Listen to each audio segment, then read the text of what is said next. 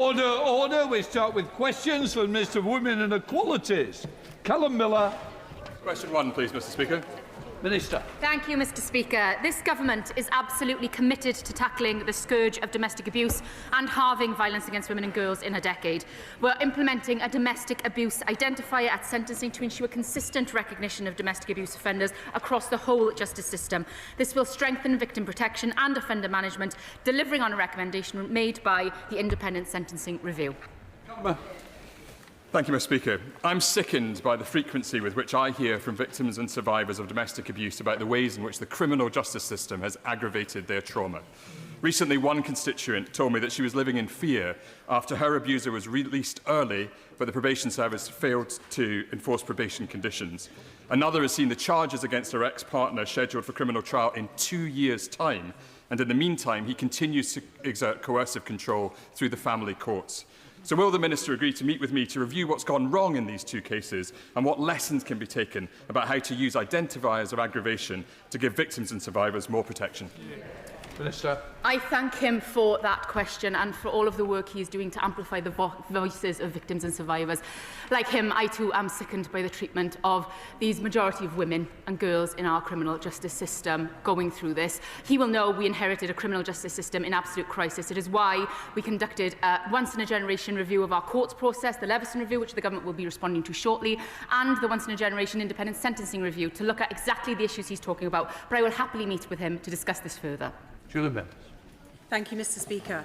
My constituent, who had been the victim of historic domestic abuse by both her partner and her children, recently raised with me the need for a clearer understanding and definition of child-to-parent abuse. At the time of her abuse, my constituent did not know that what her children were doing could be classified as domestic abuse, and both the police and social services failed to understand that she was the victim and not her children. Could the Minister therefore please provide an update on the work that's being done to reach a legal definition of child-to-parent abuse? Minister. Thank my honourable friend for raising a really vital point. She too, like I am, will be horrified at the results coming out of the femicide report this week showing the rise in mothers being killed by their sons. This is something that we have to tackle as a society, and she will be pleased to know that what she is talking about will be in the upcoming Violence Against Women and Girls strategy. Number 2, please. Secretary of State. Mr. Speaker, trans people deserve dignity and respect. This government is upholding the legal protections that Labour's Equality Act put in place, ensuring that trans people can live free from discrimination and harassment. Work is already underway to fulfil our manifesto commitments, including delivering a full trans-inclusive ban on conversion practices, equalising all strands of hate crime, and reviewing health services to make sure that trans people receive appropriate and high-quality care. Ian Solomon. Thank you, Mr. Speaker. The Minister will be aware that many trans people with gender recognition certificates followed all legal processes in good faith, often over many years, and making legally binding commitments to live in their acquired gender for life. Yet now they find themselves legally bound to live in one gender, while at the same time being denied access to services and facilities aligned with that same gender. So how does the Minister plan to resolve those contradictory legal obligations, and what will she do to provide immediate support to the trans community? Mr. Speaker, I do recognise the importance of gender recognition certificates, and I want to be absolutely clear to this House, as I have been on many occasions, that no one, and that includes trans people, should suffer indignity or a lack of respect. They must, of course, have access to safe provisions and appropriate services. But, Mr. Speaker, the Supreme Court ruling was clear that biological sex is the means by which single-sex provision will be delivered. Catherine Fuchs. Thank you, Mr. Speaker. I'm really pleased that the Government is committed to delivering a full trans-inclusive ban on conversion therapy. Is the Minister able to advise us as to when we will see that legislation brought forward to bring this abusive practice to an end? Thursday. Mr. Speaker, I would say to my honourable friend that we are committed to bringing forward a draft bill to make sure that we deliver on our manifesto commitment of a full trans-inclusive ban on conversion practices, abhorrent practices that have no place in our society. General Minister Rebecca Paul. Thank you, Mr. Speaker. The EHRC has confirmed that at least 19 public bodies, including organisations across the policing, education and health sectors, are misrepresenting the law on single-sex spaces. This is a breach of the Equality Act, as confirmed by the recent Supreme Court ruling. Has the Minister been told which bodies these are? And please, can she confirm how women and girls can have any confidence in them if they are knowingly and deliberately breaking the law?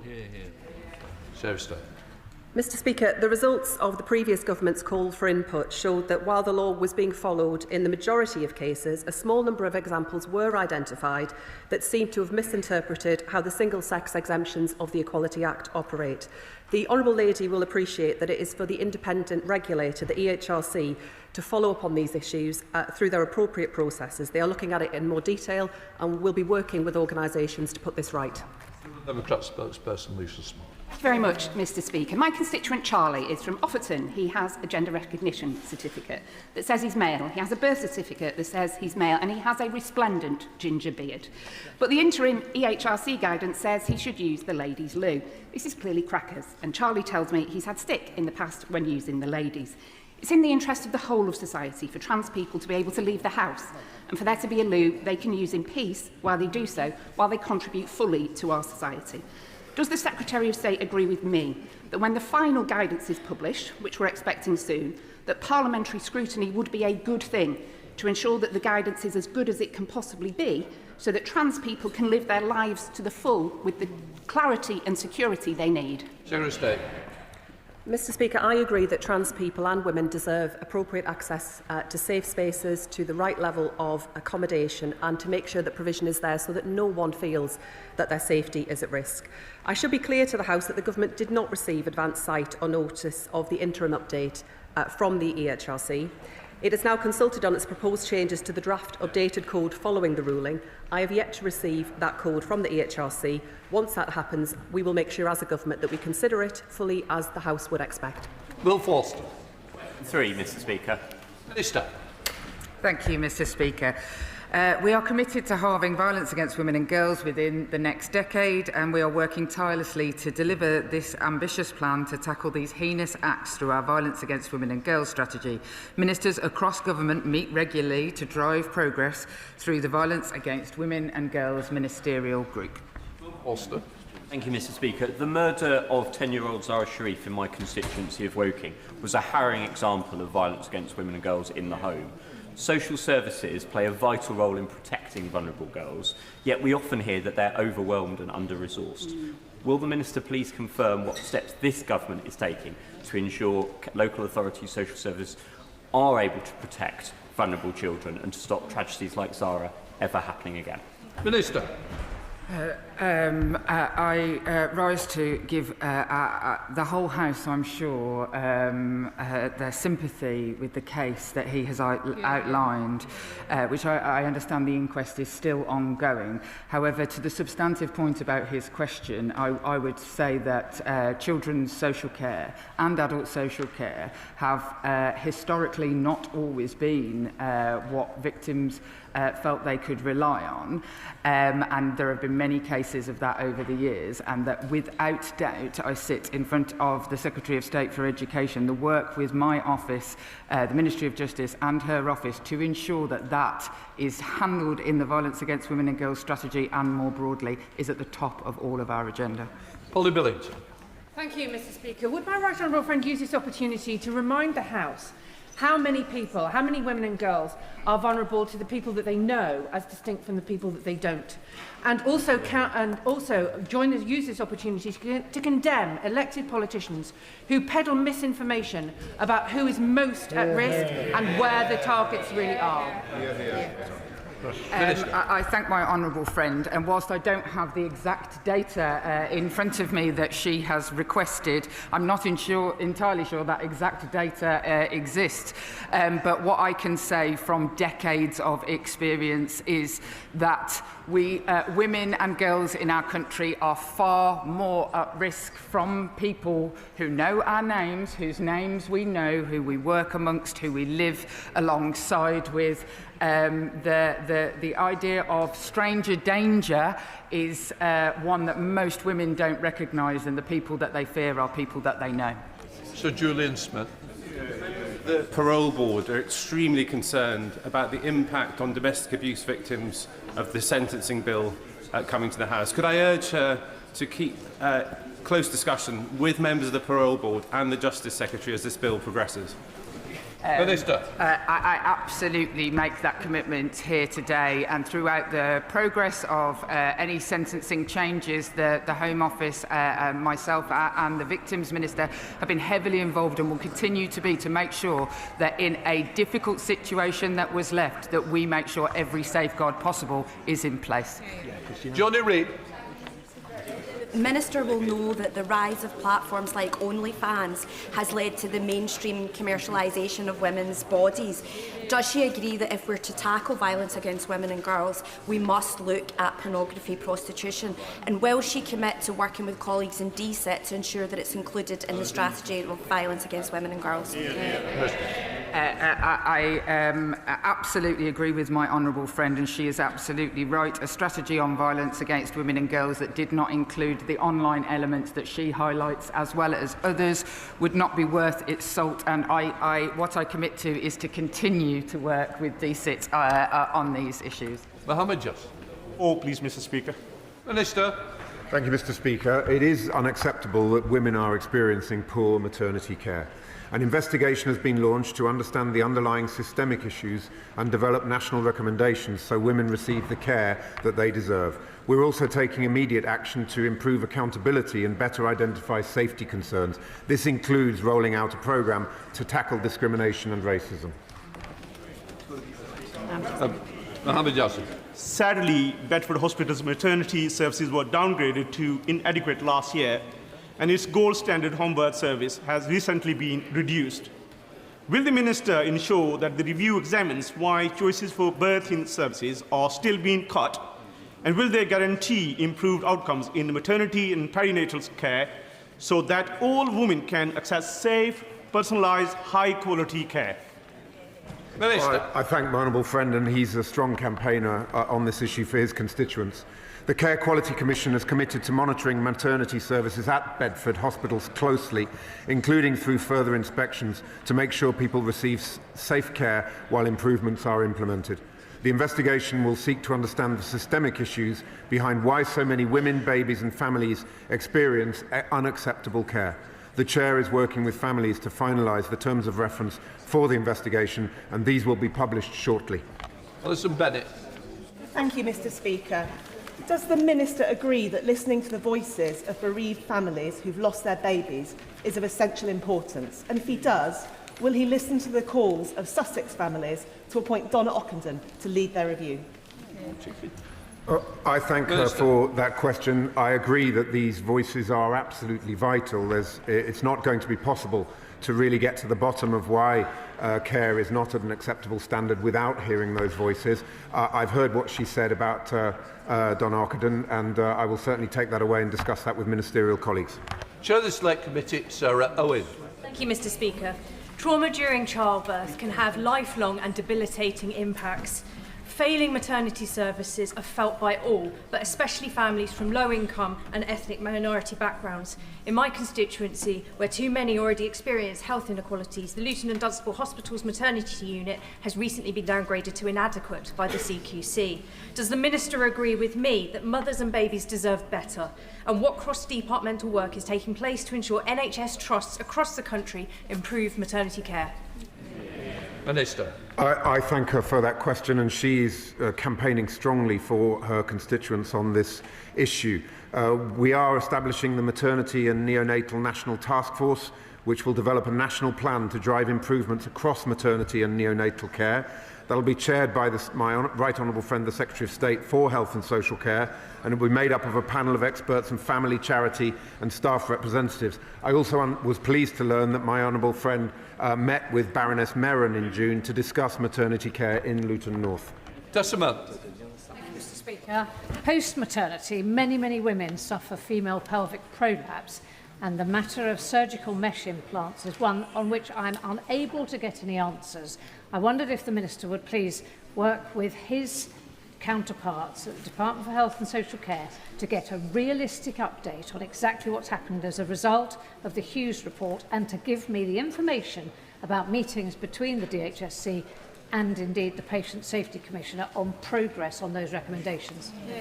Minister. I thank her for that question. Absolutely, I will raise this with colleagues in the department, and we will write to her urgently with the answers that she's looking for.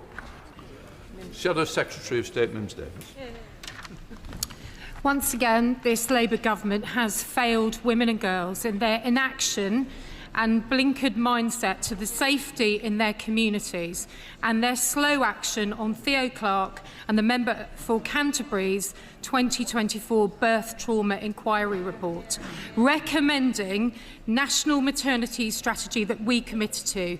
Over a year on, a so-called rapid inquiry announced in June only has a chair with no experience in maternity services and an expectation to fix this national scandal by the end of the year. This is asking too much of one woman to support many women across the country. How is this Health Minister going to address ongoing and widespread concerns heard again in the Chamber, react to the existing evidence and stop the belief that many women are being failed by this Labour government? Minister.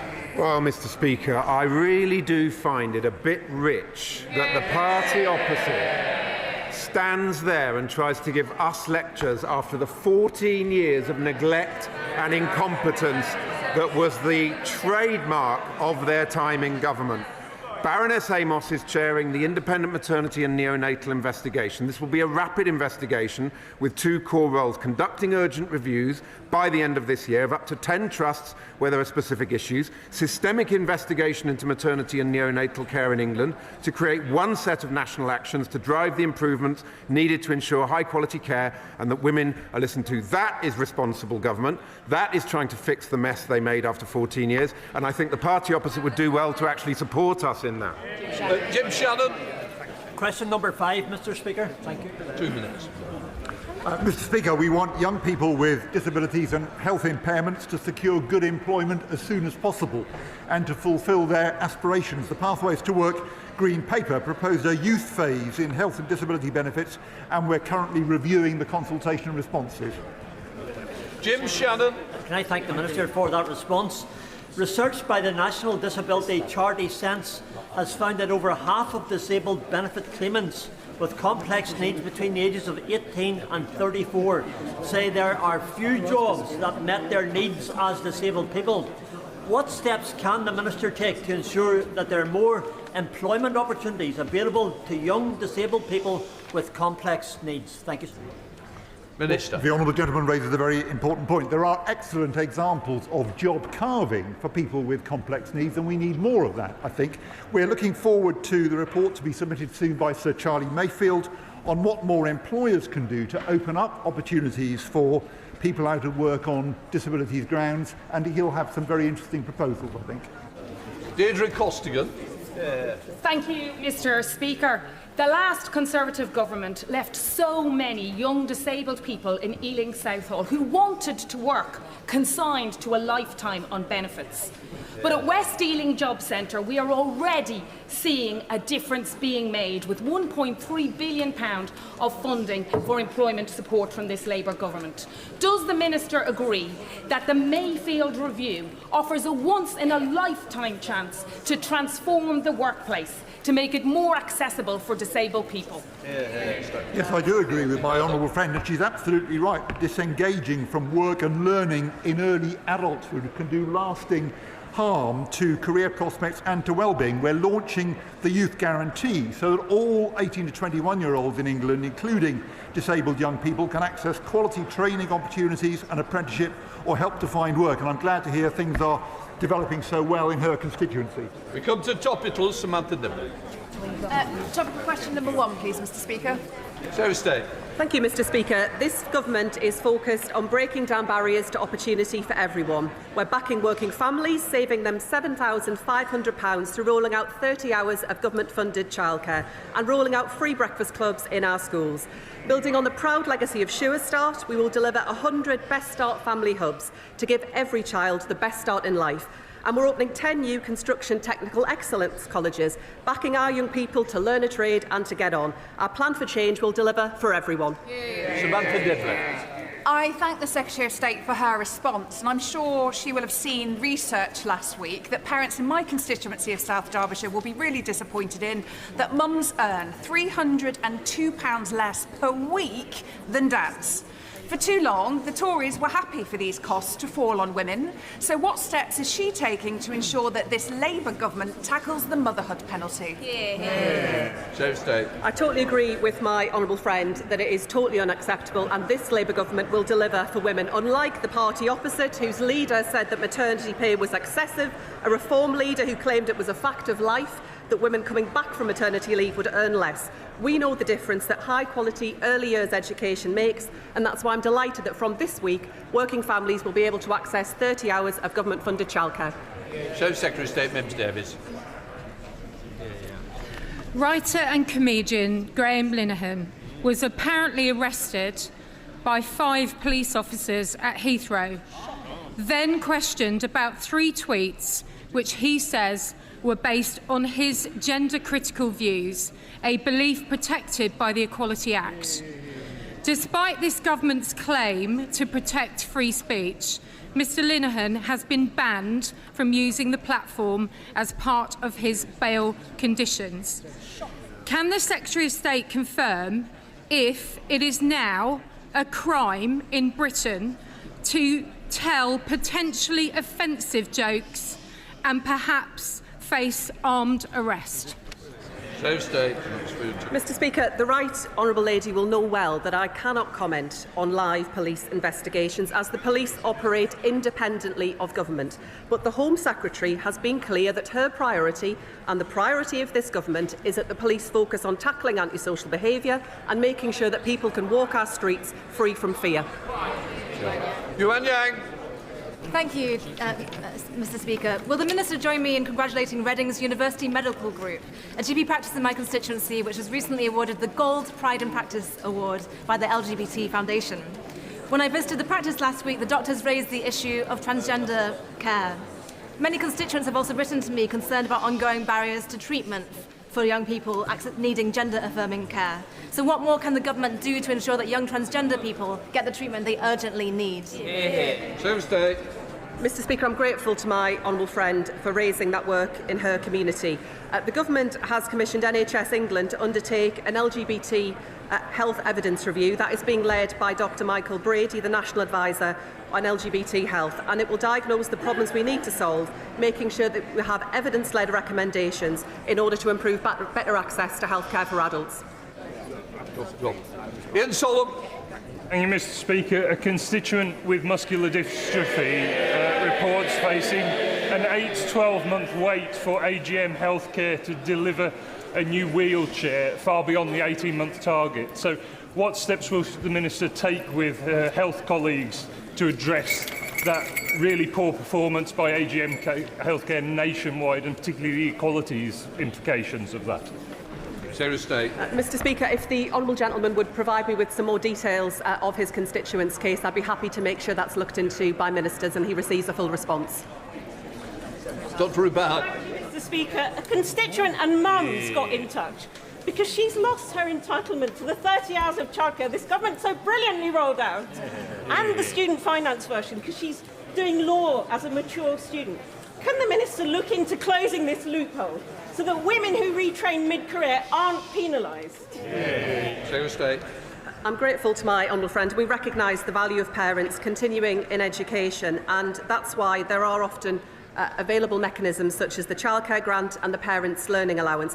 As I don't know the full circumstances of her constituent's case, I'd be grateful if she could write to me and I could make sure that we give her full advice on the childcare support that she might be available to her. Sir Desmond Swade. She's chosen to champion the rights of the residents of the Bell Hotel over those of the local community. Mr. Speaker, that is just plain wrong. Correct that whistle. Thank you, Mr. Speaker. Parental leave is just as essential for families who adopt as those with biological children, giving vital time for bonding. However, many adopted families cannot access the same paid leave. What steps is the Minister taking to ensure equal parental leave for adopted parents?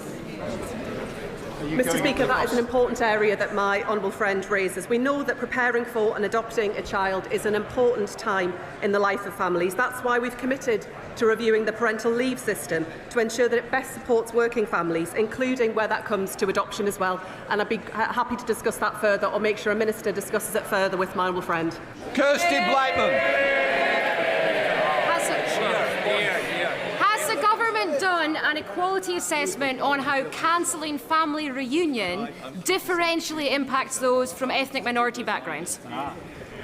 Mr. Speaker, the Home Secretary has set out our approach and the action that we will be taking in this area, and I will make sure that the Honourable Lady receives a response from the Home Office on the matter that she raises. Kim Johnson. Thank you, Mr. Speaker. Shelters My Colour Speaks Before Me report highlights systemic discrimination and access to housing, from disproportionate scrutiny of applicants to barriers in both social and private rented housing. How is the government ensuring that tackling structural racism is at the heart of housing reform and this government's policies? Mr. Speaker, we are determined to ensure that we have high-quality housing that is available, both social housing for rent and also that people have the opportunity to buy their own home. And of course, there is no place for racism within our housing system. If my honourable friend would share with me the details of the report she mentions, I'd make sure I can look into that further on her behalf. We now come to questions to the Prime Minister. Dawn Butler. Question number 1, Mr. Speaker. Prime Minister. Thank you, Mr. Speaker. Mr. Speaker, on Sunday, we won the contract for the biggest defence deal that Norway has ever placed. Mr. Speaker, that's a £10 billion investment securing 15 years of shipbuilding in Scotland and across the rest of the United Kingdom. Mr. Speaker, one day later on Monday, we launched 30 hours of free childcare for working families. Not only does this save working parents £7,500 per year, it will transform the life chances of our children, because every child will start reception with an equal opportunity to achieve their potential.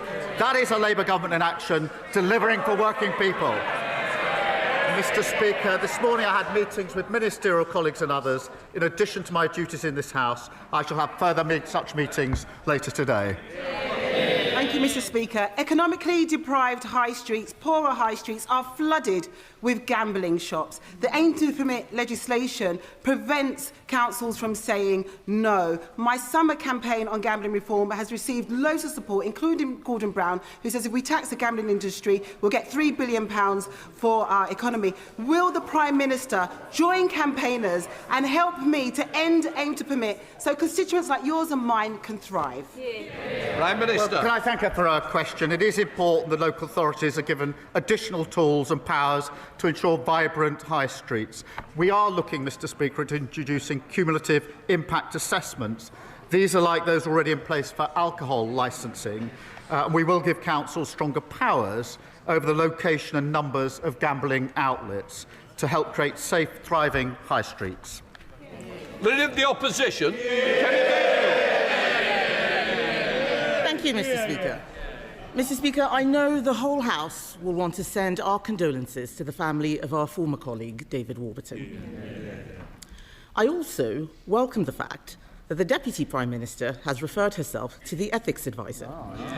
She has admitted she underpaid tax. So why is she still in office? But there is not just a crisis at the very top of his cabinet, Mr. Speaker. There is a crisis brewing for the whole country. When was the last time the cost of government borrowing was so high? Prime Minister. Well, Mr. Speaker, can I join her in her comments about Mr. Warburton? I think the whole House would unite on an issue such as that. In relation to the Deputy Prime Minister, she has explained her personal circumstances in detail. She's gone over and above in setting out the details, including, Mr. Speaker, yesterday afternoon, asking a court to lift a confidentiality order in relation to her own son. I know from speaking at length to the Deputy Prime Minister just how difficult that decision was for her and her family. But she did it to ensure that all information is in the public domain. She has now referred herself to the independent adviser. That is the right thing to do. But I can be clear, I am very proud to sit alongside a Deputy Prime Minister who is building 1.5 million homes, who is bringing the biggest upgrade to workers' rights in a generation, and who's come from a working-class background to be Deputy Prime Minister of this country. Mr. Speaker, on the question of borrowing costs, they have risen across the world, as the Leader of the Opposition well knows. We are driving them down by getting debt down. That is hardwired into our fiscal rules. Those fiscal rules are non-negotiable. But, Mr. Speaker, I'm not going to take lectures on the economy from the party opposite, who crashed the economy, mortgages went through the roof, and a record fall in living standards. Mr. Speaker, I'm not sure we would have heard all that sympathy if it was the Conservative Deputy Prime Minister who was being attacked. I remember when the Prime Minister said that tax evasion is a criminal offence and should be treated as all other fraud. If he had a backbone, he would sack her. But let's get back to the issue of borrowing. He did not answer why it is so high. Conservatives left him the fastest-growing economy in the G7. Under him, the cost of our borrowing is now higher than in Greece. Why does the Prime Minister think this is? Mr. Speaker, if it had been the party opposite, there wouldn't have been the accountability that there now is in place, because they spent years and years avoiding it. And she makes her claims about the economy under their watch are about as credible as her place at Stanford University, frankly. But, Mr. Speaker, she leaves out of account because she wants to talk down the country. We've got the highest growth in the G7. Those figures, I look forward to her getting up and welcoming that. 5 interest rate cuts in a row. And of course, Mr. Speaker, £120 billion of investment in the first year of a Labour government. That is a record. It's a terrible record, Mr. Speaker. I stand by every single thing that I have said. He cannot say why borrowing is higher under him. I will tell him why it is higher. It is because the Chancellor changed the fiscal rules so she could borrow record amounts. She maxed out the country's credit card, and that has pushed up borrowing costs. These are their bad choices, Mr. Speaker. Mr. Speaker, former members of the Monetary Policy Committee are warning, and I quote, that we are heading for an economic crash. Why does he think that he is right and they are wrong? Prime Minister. Mr. Speaker, she can't resist. She comes straight back to talk the country down at every opportunity. She doesn't welcome the highest growth in the G7. She could have got up and welcomed that, Mr. Speaker, but no. What about the 380,000 jobs we've created? She could welcome that, but no. What about the 3 trade deals we've got? Not only does she not welcome them, she opposes them. And of course she hasn't welcomed the Norway deal, the biggest deal for shipbuilding in a very, very long time. She should stop talking down the country and get behind the renewal this government is delivering. Mr. Speaker, he is dragging down the country. He is dragging it down. How can he stand there and say that he is creating jobs? Unemployment has gone up every single month under this Labour government. And if he doesn't know why borrowing costs are going up, another reason is that the markets can see that he is too weak to control spending.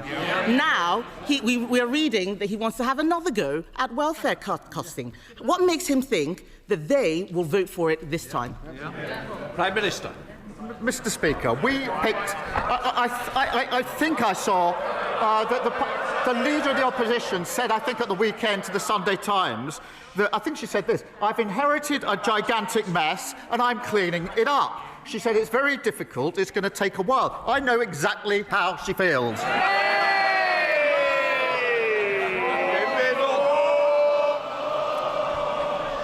Mr. Speaker, we're not the ones referring ourselves to ethics advisors. The fact is, he is floundering.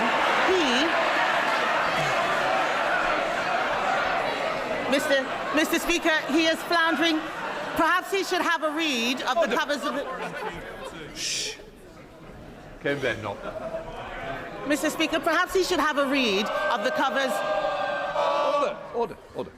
We don't want to start the session with somebody leaving, do we? If somebody wants to volunteer, please do so. If not, I will choose one. Chairman. They can do the fake chairs as much as they like. The whole country knows what a mess of the economy they are making. Mr. Speaker, it is clear that taxes are going up for everyone, except perhaps the Deputy Prime Minister. I warned before the summer that we would face weeks of speculation about which taxes would be going up. The former head of the IFS says this sort of uncertainty is actively damaging to the economy. And now we find that we have to wait until the 26th of November for a budget. Does he really think the country or the markets can wait that long? Prime Minister. Mr. Speaker, she said they're not referring themselves to the ethics advisor. That's amongst the reasons they got booted out of office last year. And she complains that we're going through the due process for a budget and going through the necessary steps. We tried a budget under their watch without going through those steps. What happened? They blew up the economy. We'll take no lessons from them. This is desperate stuff from the Prime Minister, Mr. Speaker. This week, he had another reset. This morning, the Prime Minister scrapped his 5 missions, and after scrapping his 3 foundations, scrapping his 6 first steps for change, and his 7 pillars for growth, the truth is this man has got no clue, 0 clue. But this is serious, Mr. Speaker. The Prime Minister's incompetence is hurting real people. They're losing their jobs. The cost of everything is going up, from energy bills to the weekly shop.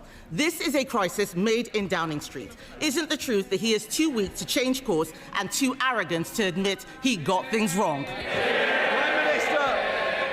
I don't know what social media sites she's been on this morning, Mr. Speaker, but I think the chair of the Tory party said that we were the firefighters, this government. Well, in a sense we are, because we're putting out the fires that they created.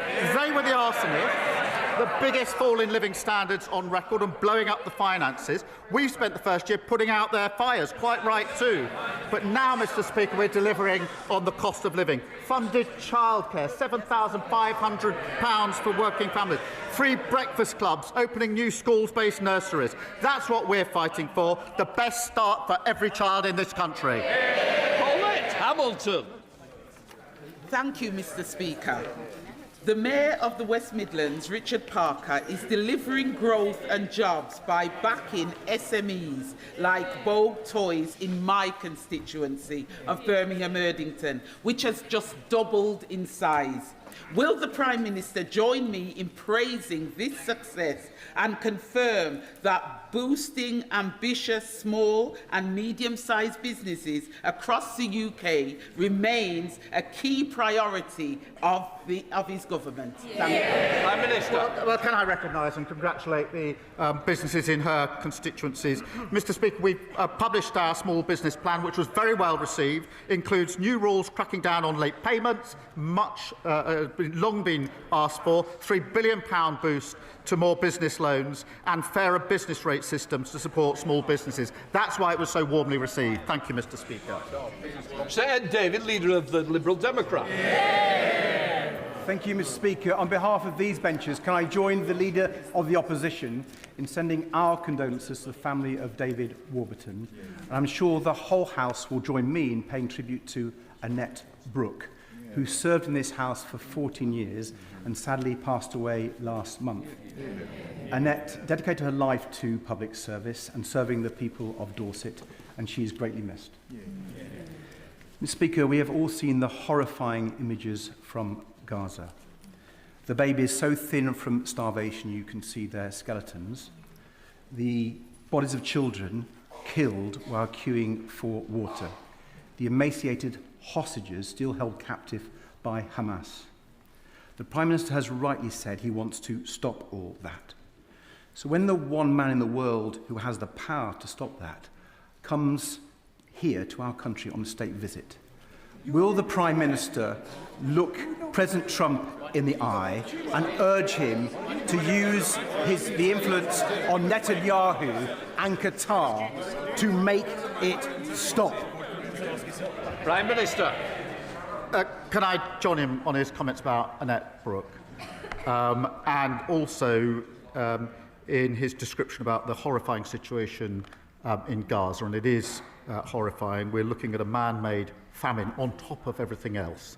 And that is why we're expending so much of our time with partners seeking to bring about a ceasefire, to get humanitarian aid in at pace, to get the hostages out, and of course to put forward a peace plan that can actually take us to a two-stage solution. And of course I'll talk to all international leaders about that. I would gently say to them that if he hadn't refused the invite to the state banquet, he could be there 2 weeks on Tuesday and speak to President Trump himself. And I'm surprised it's not an act of leadership to pass up that opportunity. David. Mr. Speaker, I have to disagree with him on that. We are now debating this issue. But here's an issue where I hope he will agree with me. The European Convention on Human Rights is a British creation that protects all our basic rights and freedoms. Rights of children, disabled people, survivors of domestic abuse, victims of horrific crimes, everyone. It protects care home residents from abuse and families from being spied on by councillors. But the leader of the Conservative Party and the leader of Reform want to join Russia and Vladimir Putin by withdrawing from the convention. The Liberal Democrats disagree, Mr. Speaker, and so do the majority of the British people. So will the Prime Minister categorically rule out withdrawing from the ECHR or suspending it or watering down our rights in any way? Prime Minister. Mr. Speaker, we will not withdraw from the European Convention of Human Rights.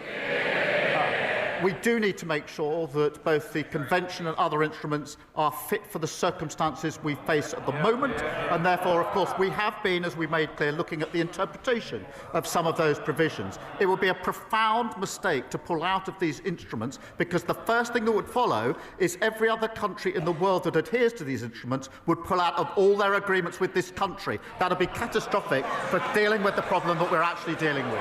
Irene Campbell. Thank you, Mr. Speaker. Scotland has a proud heritage as one of the world's great shipbuilding nations. On behalf of the defence industry workers across Ayrshire and beyond, can I welcome the largest ever export deal for new warships ever secured by the UK?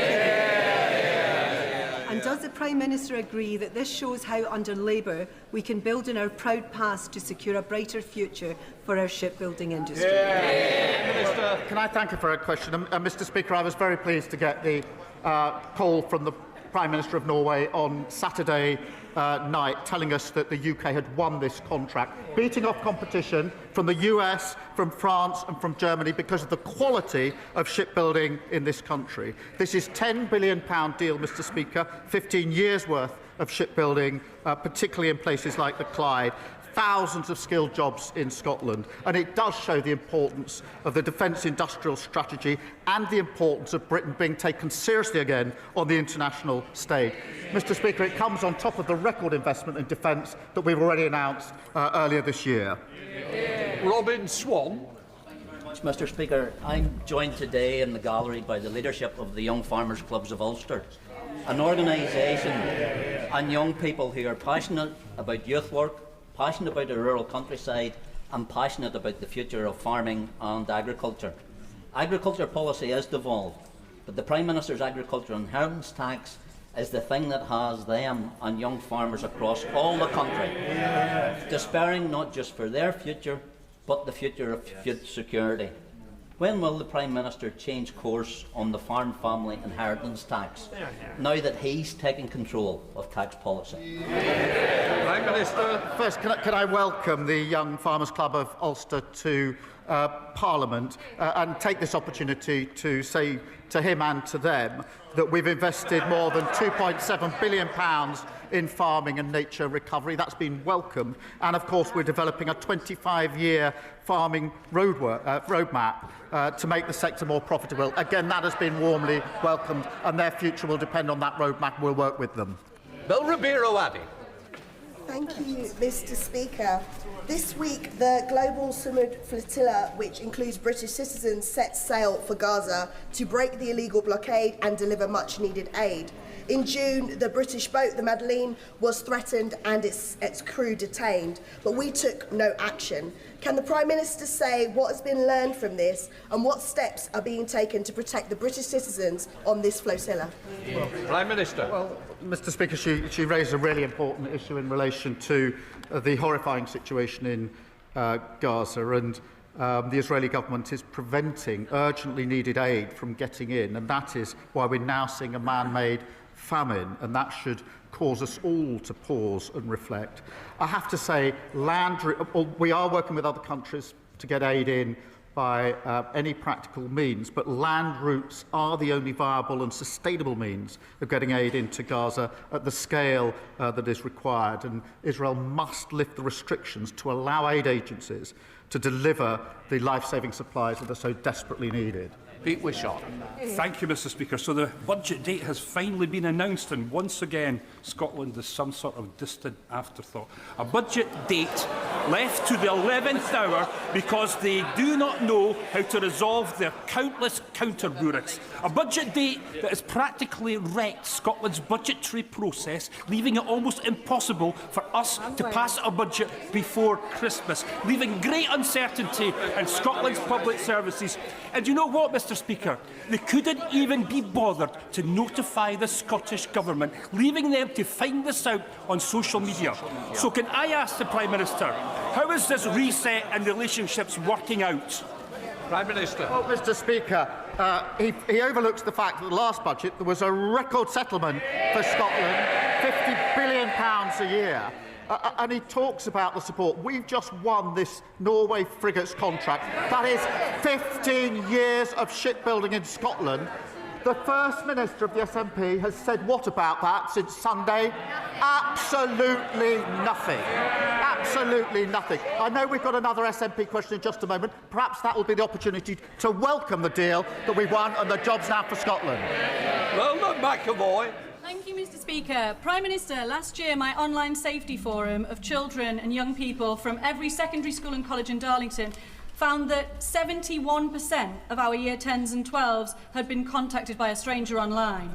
A shocking failure that our Online Safety Act will hopefully prevent going forward. Will he join me on calling on the member for Clacton and all opposed to this vital act to pick a side? Are they with us, parents and child protectors, or are they with the predators harming our children online? Prime Minister. Well, Mr. Speaker, of course, the honourable member for Clacton is not here representing his constituencies in the House that he was elected to. No, he's flown to America to badmouth and talk down our country. And worse than that, Mr. Speaker, if you can believe it, he's gone there to lobby the Americans to impose sanctions on this country which will harm working people. You cannot get more unpatriotic than that. It's a disgrace. Mr. Speaker, on the question of the Online Safety Act, that protects children from material on suicide, on self-harm and online predators. And Reform say they would scrap it. When their leader was asked, well, what would you replace it with? His answer, there needs to be a tech answer. I don't know what that is. Well, you can't run a country on don't know answers. Dr. Kieran Mullen. Thank you.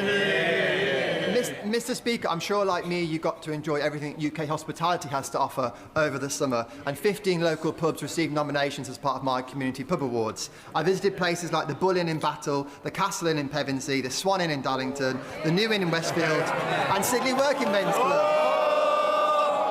Many of them told me how hard hit they've been by Labour's jobs tax, and UK Hospitality estimates 80,000 jobs have already been lost, and the Beer and Pub Association say a pub a day will close this year. Can the Prime Minister name a single pub landlord that thinks his current Deputy Prime Minister's employment bill is going to help rather than just make things worse?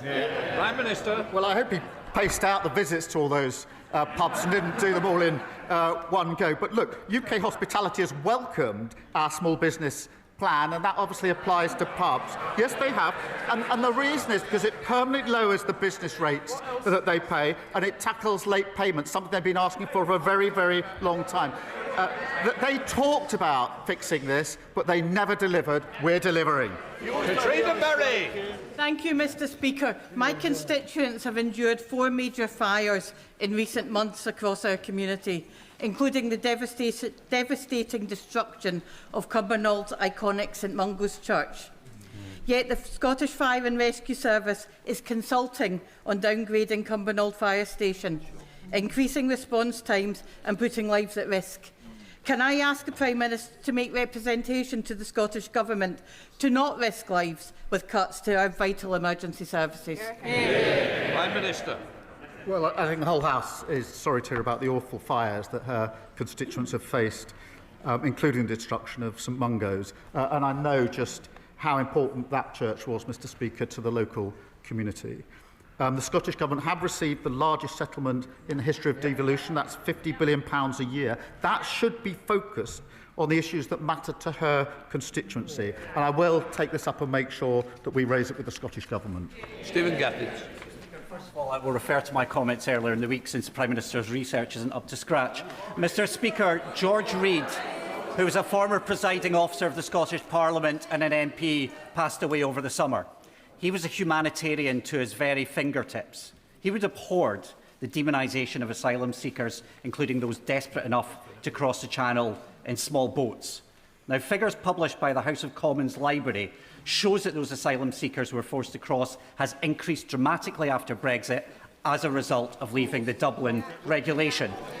So, instead of punching down and joining in with the victim blaming of reform and the Conservatives, will the Prime Minister reject their isolationism and look to rejoin the Dublin Convention like every other country in Western Europe? Prime Minister. Mr. Speaker, there's nothing progressive about people crossing the Channel in small boats. Nothing progressive about that at all, and we need to ensure that that stops. On the question of the Dublin Agreement, I agree with him. We had a returns agreement with the whole of Europe. It was ripped up when we left the EU by people who made promises that that wouldn't be the case. We're rebuilding that relationship. We've reset that relationship. We now have a returns agreement with France. We wouldn't need a single relationship with France if we hadn't ripped up the Dublin Agreement. Richard Berger.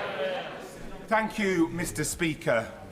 We're at a very dangerous political moment.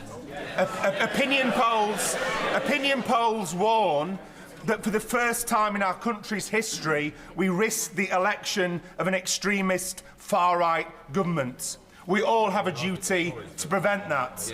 To do so, don't we need to rebuild support through a return to real Labour values, through real action to tackle poverty and inequality, through a wealth tax on the super-rich, and through an ethical foreign policy that takes a strong principled stand on war crimes, whoever commits them?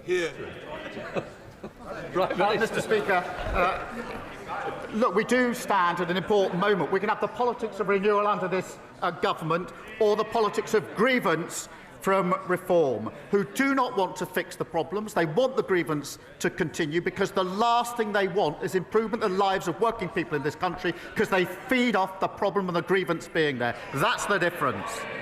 Sir Julian Lewis.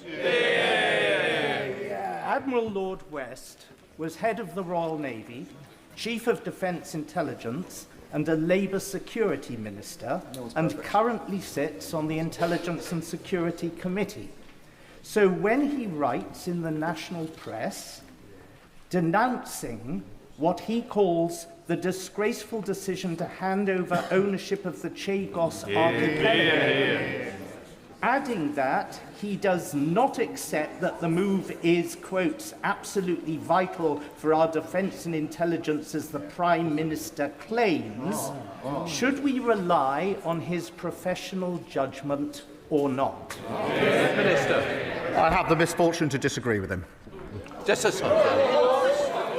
Thank you, Mr. Speaker. New mums and dads in my constituency of Lowestoft tell me that one of the things they worry about the most is whether they can afford the childcare they need to be able to go back to work.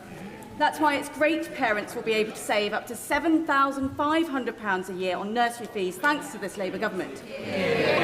Does the Prime Minister agree with me that investing in childcare is not only important for tackling the cost of living crisis, but also helps to remove barriers to deciding to have children in the first place?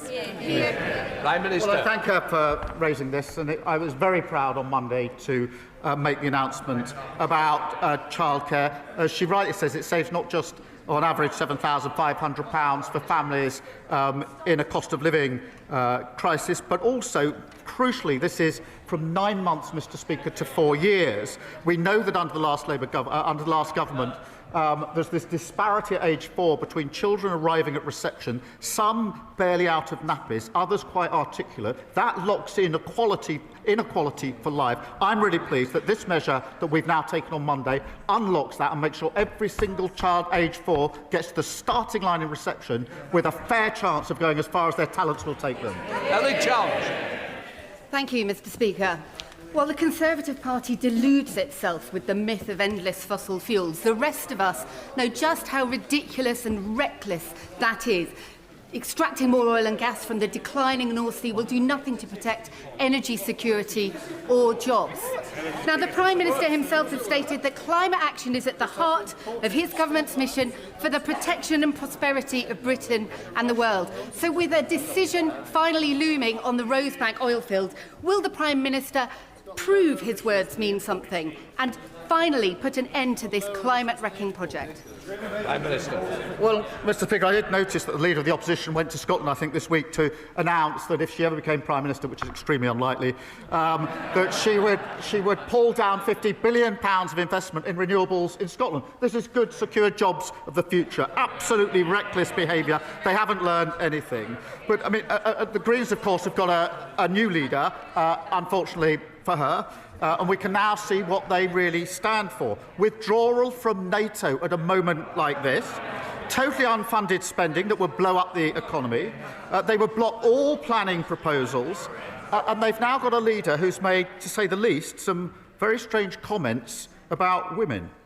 There is only one party delivering fairness and tackling the climate crisis, and that's the Labour Party. Alex Selby. Thank you, Mr. Speaker.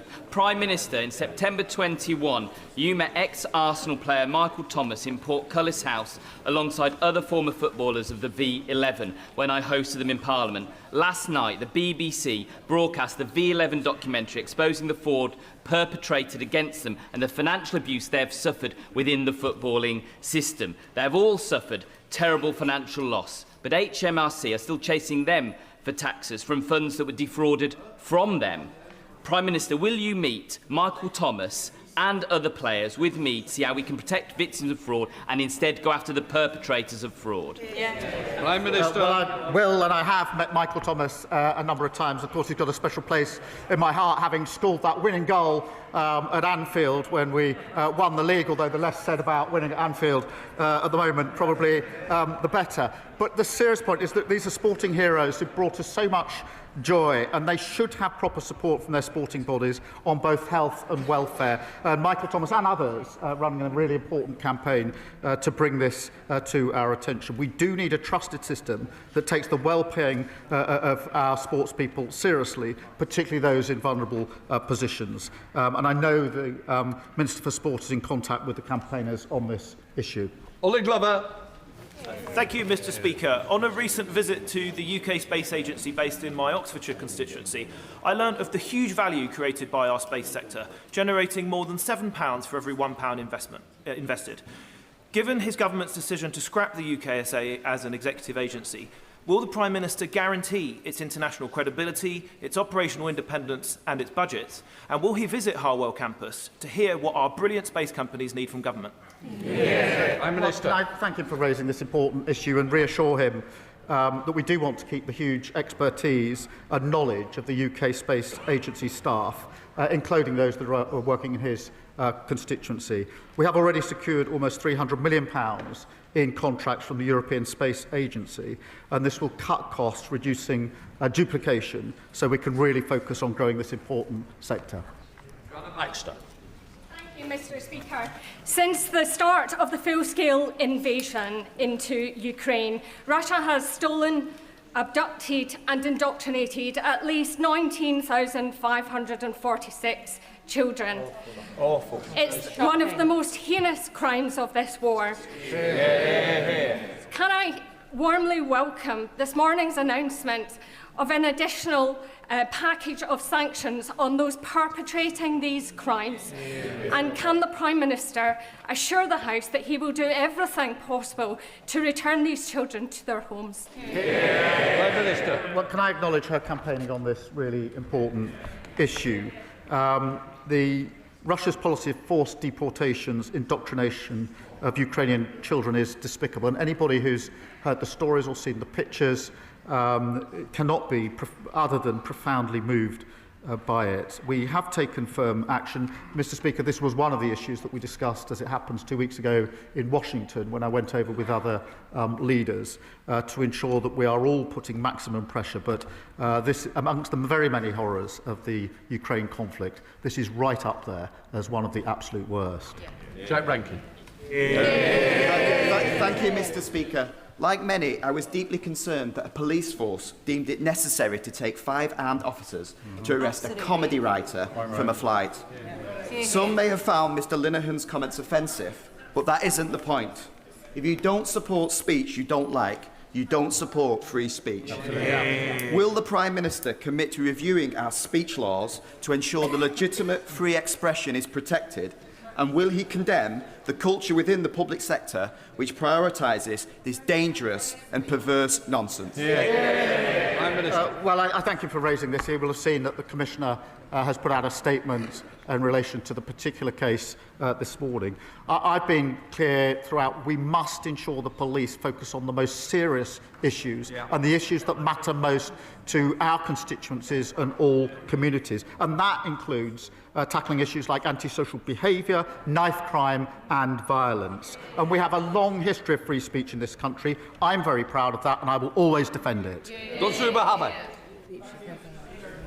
Week where the Prime Minister has worked tirelessly to place the Clydeside, Glasgow, Govan at the epicentre of Type 26 shipbuilding.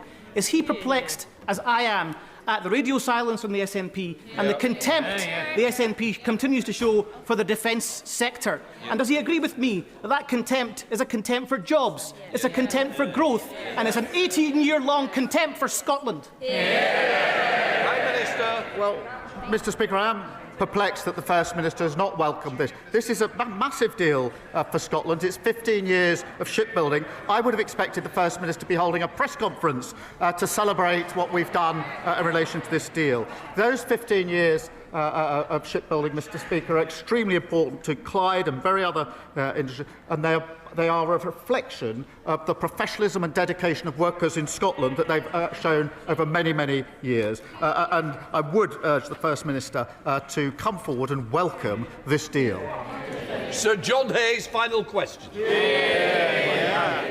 I know you will agree, Mr. Speaker, that flags and banners, in bringing national pride, nourish individuals' sense of worth and nurture our shared sense of belonging. So will the Prime Minister take steps to ensure that across every part of our kingdom, alongside the Cross of St George in England, St Patrick in Wales, St Andrew in Scotland, the Red Dragon in Wales, that our flag is flown on every government and public building, hospitals, schools, police stations, railway stations? For every Briton deserves the chance to see a forest of flagpoles and the flutter of the Union Jack. Prime Minister. Well, can I thank him? And I share his pride in our country's flag. It represents our history, our heritage and our values. And that's why we display it. And I was the Labour leader that put the Union Jack on the membership card for the Labour Party. I'm very proud to do so. It belongs to all of us. We should be proud of it and value it. That completes Prime Minister's questions. Let the front benches turn over.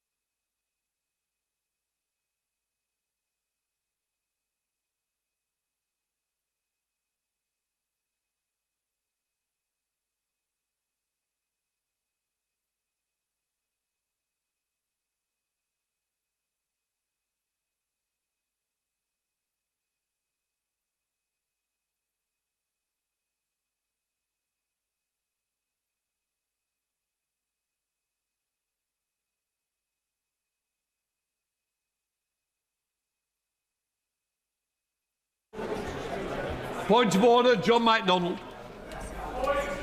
Mr Speaker, I'm the chair of the PCS Trade Union Group in Parliament. As members will know, PCS members from our security division, the House's security division, are taking strike action today.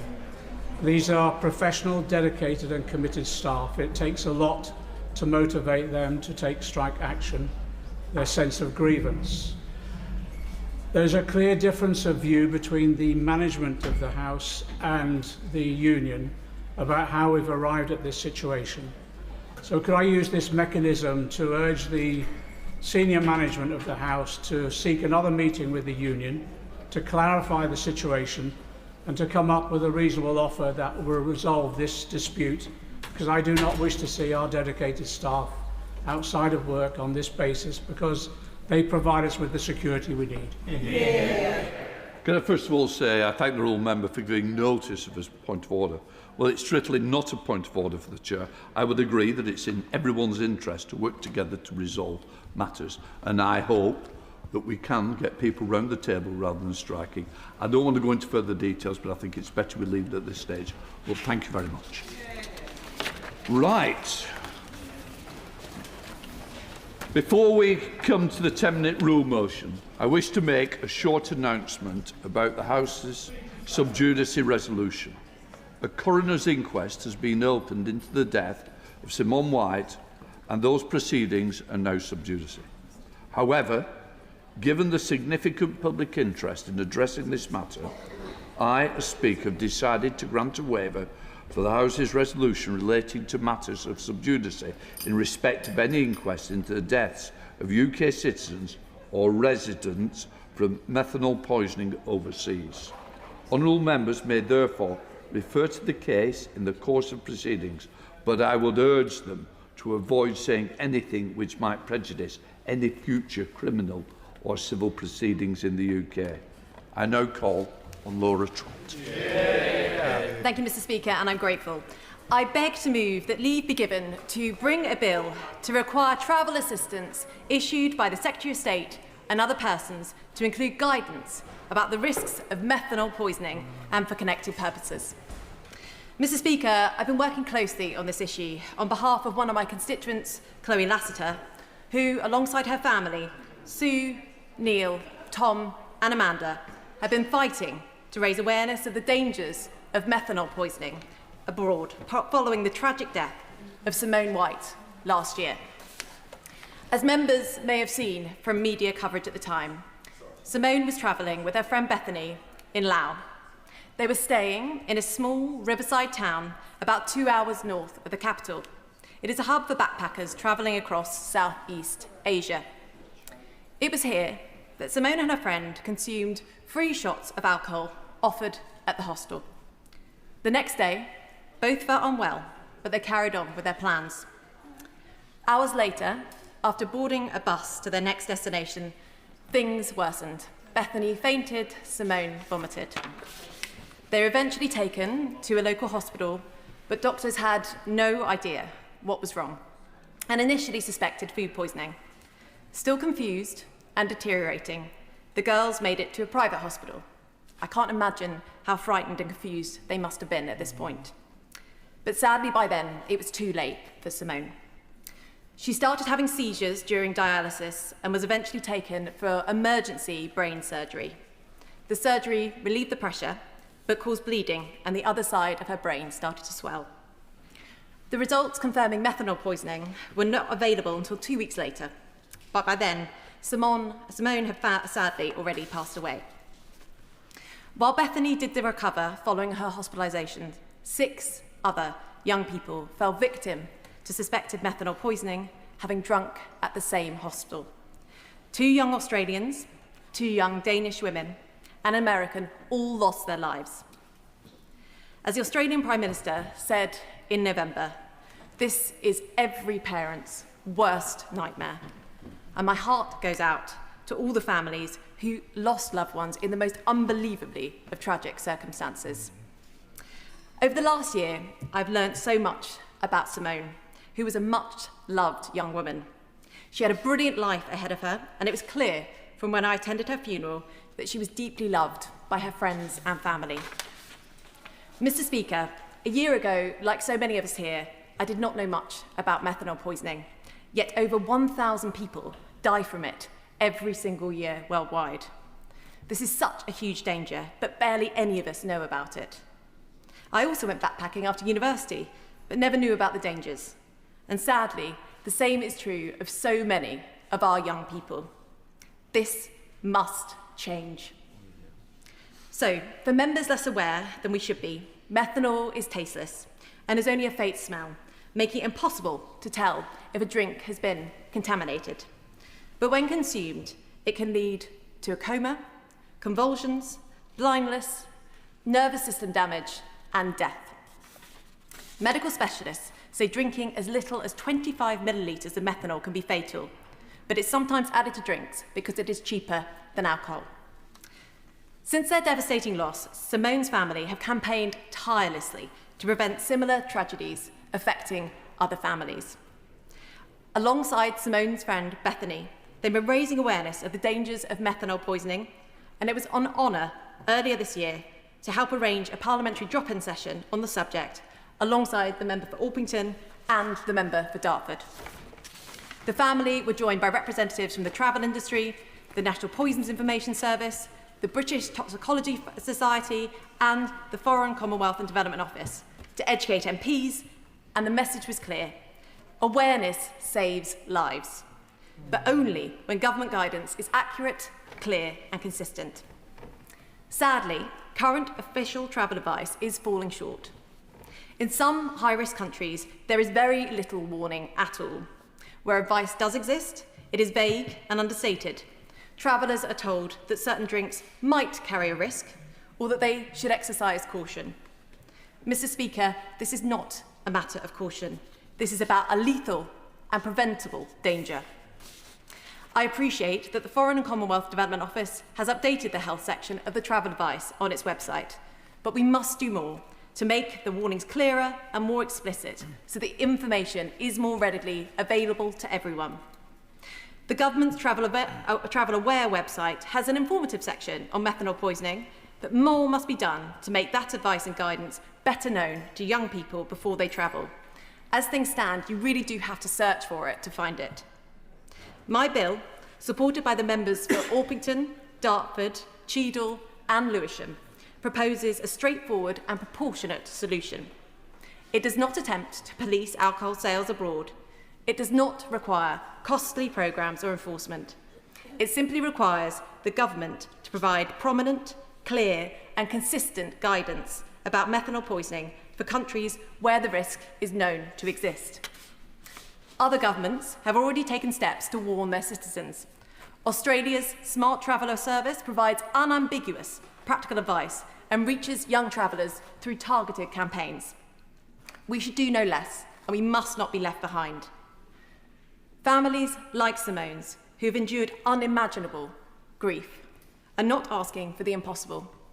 They are asking for honesty, clarity, and actionable guidance so that other families do not have to suffer the same loss.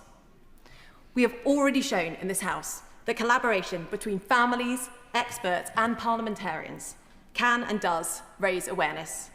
Now it's time to turn awareness into action. The Minister I know is well aware of Simone's story, and we've exchanged many letters on the topic. We were kindly hosted by the Foreign Office with the member for Orpington and the family earlier this year, and I thank them for their engagement to date, and I look forward to working with them as I know they understand the grave risks that are at stake. As Simone's mother, Sue White, said herself, if it can happen to Simone, it can happen to anybody. So let's today start the process to stopping future tragedies. I commend this bill to the House. That the Right Honourable Member have to leave to bring in the bill. The question is that the Right Honourable Member have leave to bring in the bill. As many of that opinion say aye. Aye. Of the contrary, no. I think the ayes have it. The ayes have it. Who will prepare to bring in the bill? Gareth Bacon, Jim Dixon, Tom Morrison, Vicky Foxcroft and myself.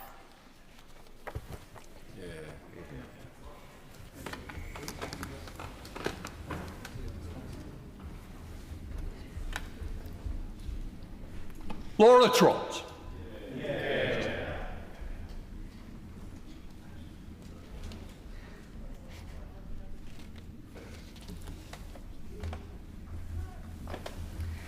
Methanol poisoning travel advice bill. Second reading what day? 29th of May 2026. 29th of May 2026.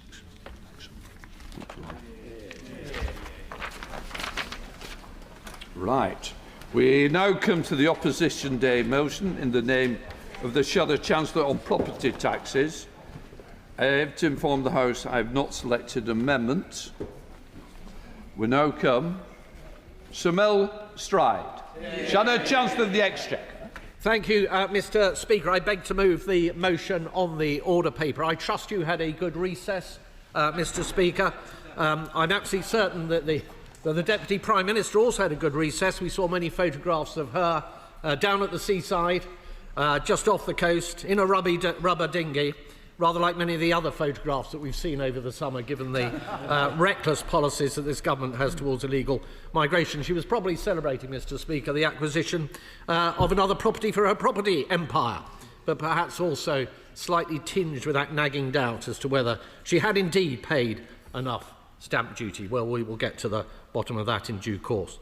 But those, Mr. Speaker, who could not avoid paying the taxes imposed by this government are businesses right up and down our country, many of whom I took the time during the recess to visit. In the leisure sector alone, some 80,000 jobs have been destroyed by national insurance, particularly affecting those taking their first job, younger workers, part-time workers, female workers, jobs being destroyed. And while the Deputy Prime Minister was lounging on her boat with her wine, of course, this government was all at sea, like a cork bobbing on the tide, no control over the events that were swirling around them. And when it came to the economy, whilst eclipsed by the calamities around illegal migration, we saw the panicked reshuffle recently of the Treasury front bench. And I would like at this point, Mr. Speaker, to offer my congratulations to warmly welcome the Honourable Member for Chipping Barnet to his new role, but to tell him that he is joining a sinking ship in which the captain has just had all her authority stripped from her, and all his comrades down below deck are fiercely trying to bail out the situation. I'd also like to offer a fond farewell to the former Chief Secretary to the Treasury, Mr. Speaker, who no doubt thought he was very clever when he leapt off this sinking ship. But he won't be feeling quite so clever when he discovers that the place to which they have sent him is even more dysfunctional than the Treasury front bench. And over the summer, Mr. Speaker, amongst all this news of arrivals to our shores, we've had a cruel summer of speculation around tax. We've seen in those skies clouds of kites flown largely by the Treasury as to what taxes they are going to be putting up. It's all been tax, tax and tax. I'm reminded, Mr. Speaker, of the Beatles and the tax man. I'll tax the street. If you try to sit up, I'll tax your seat. If you get too cold, I'll tax the heat. If you take a walk, I'll tax your feet. When it comes to tax, Mr. Speaker, it's not so much good day sunshine as help. OK, it was a bit hammy, but it was worth a try. I was going to try, actually, Mr. Speaker, Penny Lane as well, but I drew the line at that. But, Mr. Speaker, it is worth examining how we got to this point, for a reckoning for our country is surely coming. This will be a story for all time.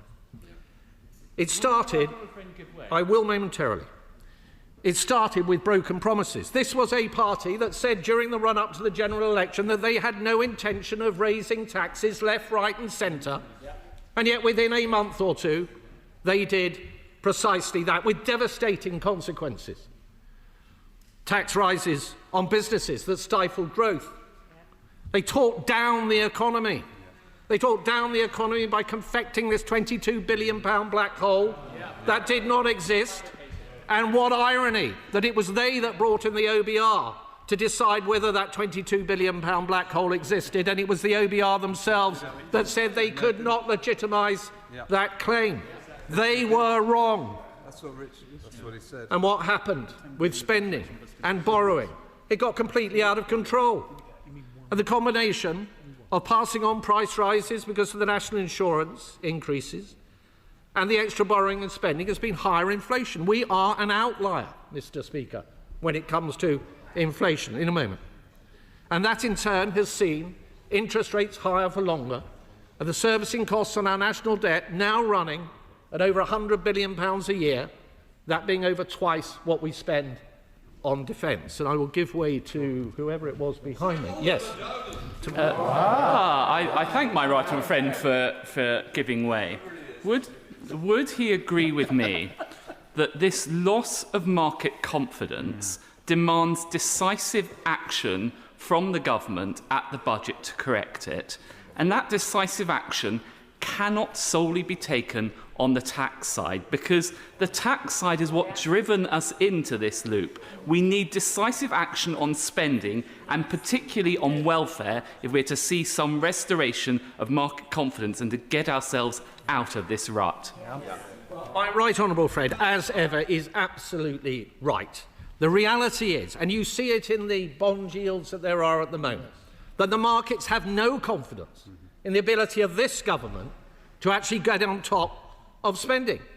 And we saw the farce of a government that came to office scrapping the £5 billion worth of welfare savings that were already baked into the OBR's scorecard because we had brought them in, attempting then to bring forward their own reforms and their own backbenchers then voting them down.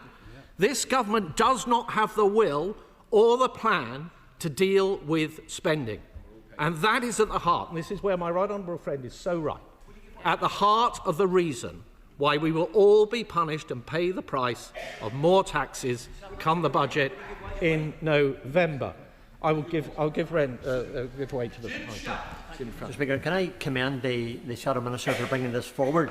The Shadow Minister has quite clearly shared the deep concern that I have, and I think everybody in this chamber should have, that government is considering further taxing property, despite that the Prime Minister committed to not impose capital gains tax on residents of this United Kingdom of Great Britain and Northern Ireland. Last year, it was a family inheritance tax. This year, those who own property, those who have skimped and saved to have their house, those middle class, those hard workers who have now become the latest target of Labour tax policy. Well, the right honourable gentleman is entirely right. Of course, if you get into a situation where you are having to scrabble around and look at property taxes, as we will be debating this afternoon, then really nothing is safe from the taxman under this government. I think there was somebody else trying to intervene. Yes, give way to the...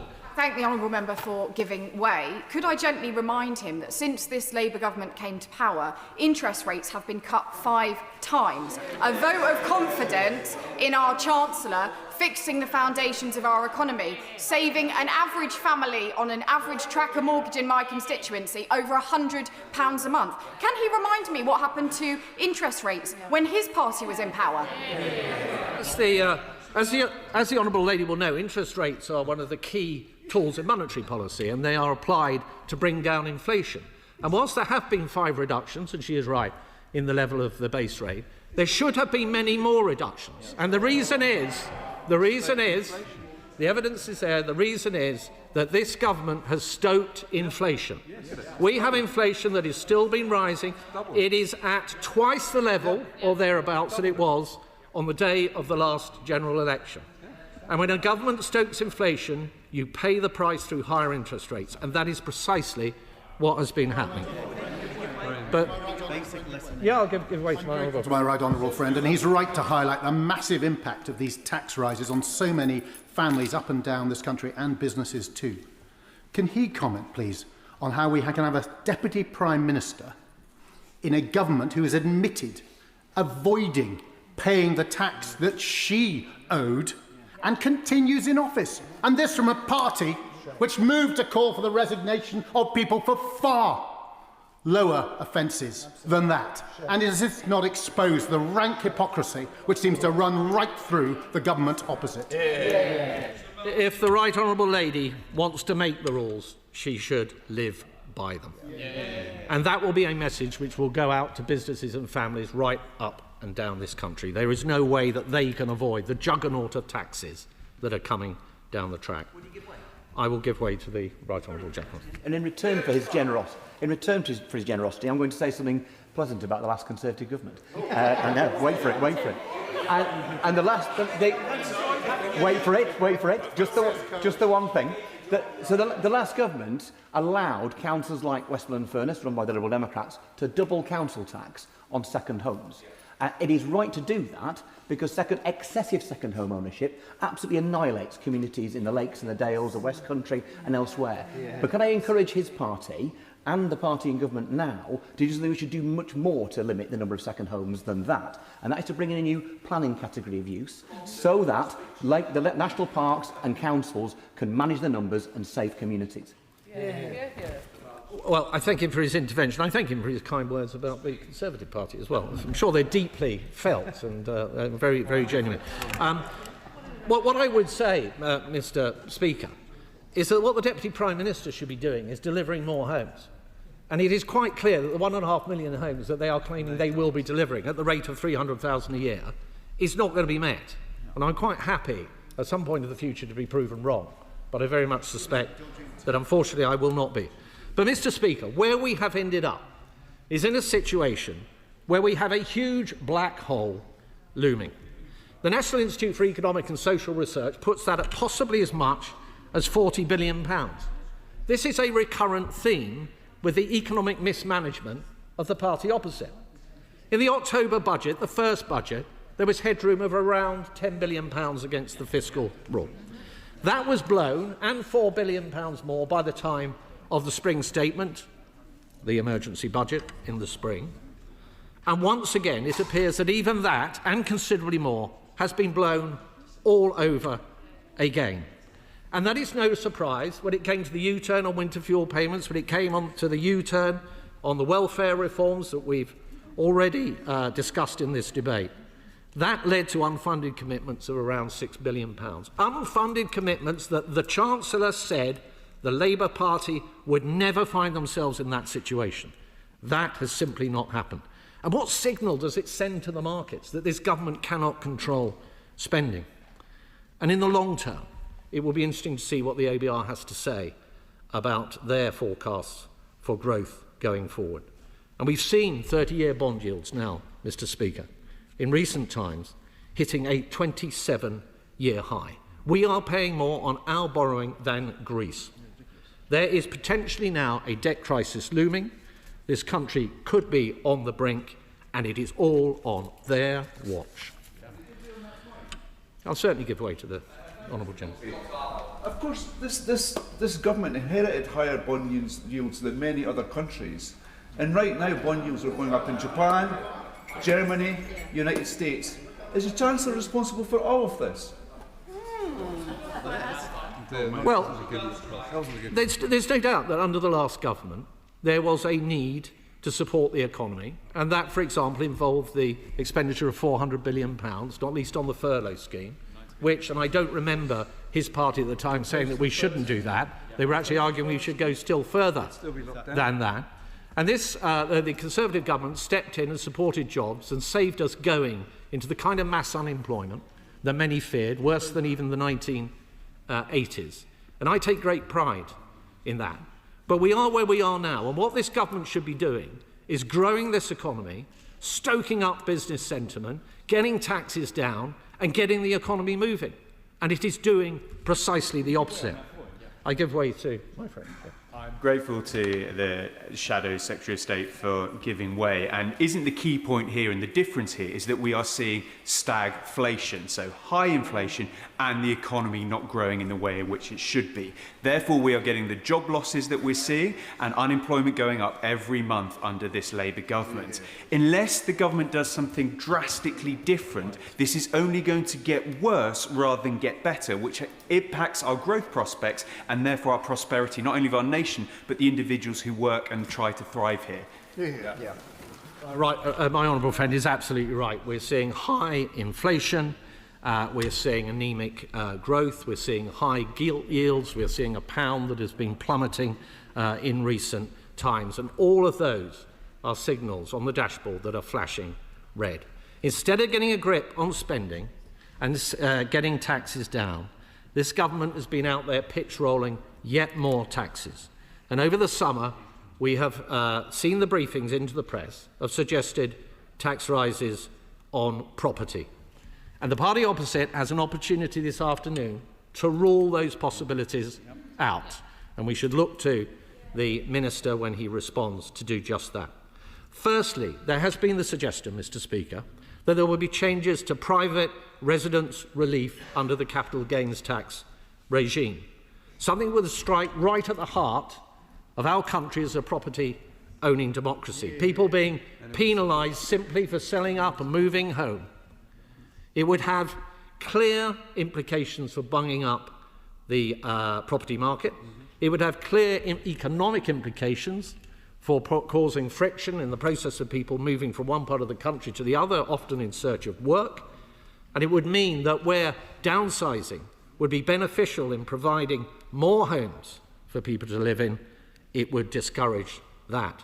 Now, the Prime Minister, Mr. Speaker, before the election, said that there never was a policy of this type, so it doesn't need ruling out. But let's rule it out in case anyone pretends that there was. So perhaps I could ask the Minister, when he responds, to confirm that he still stands by the words of the Prime Minister.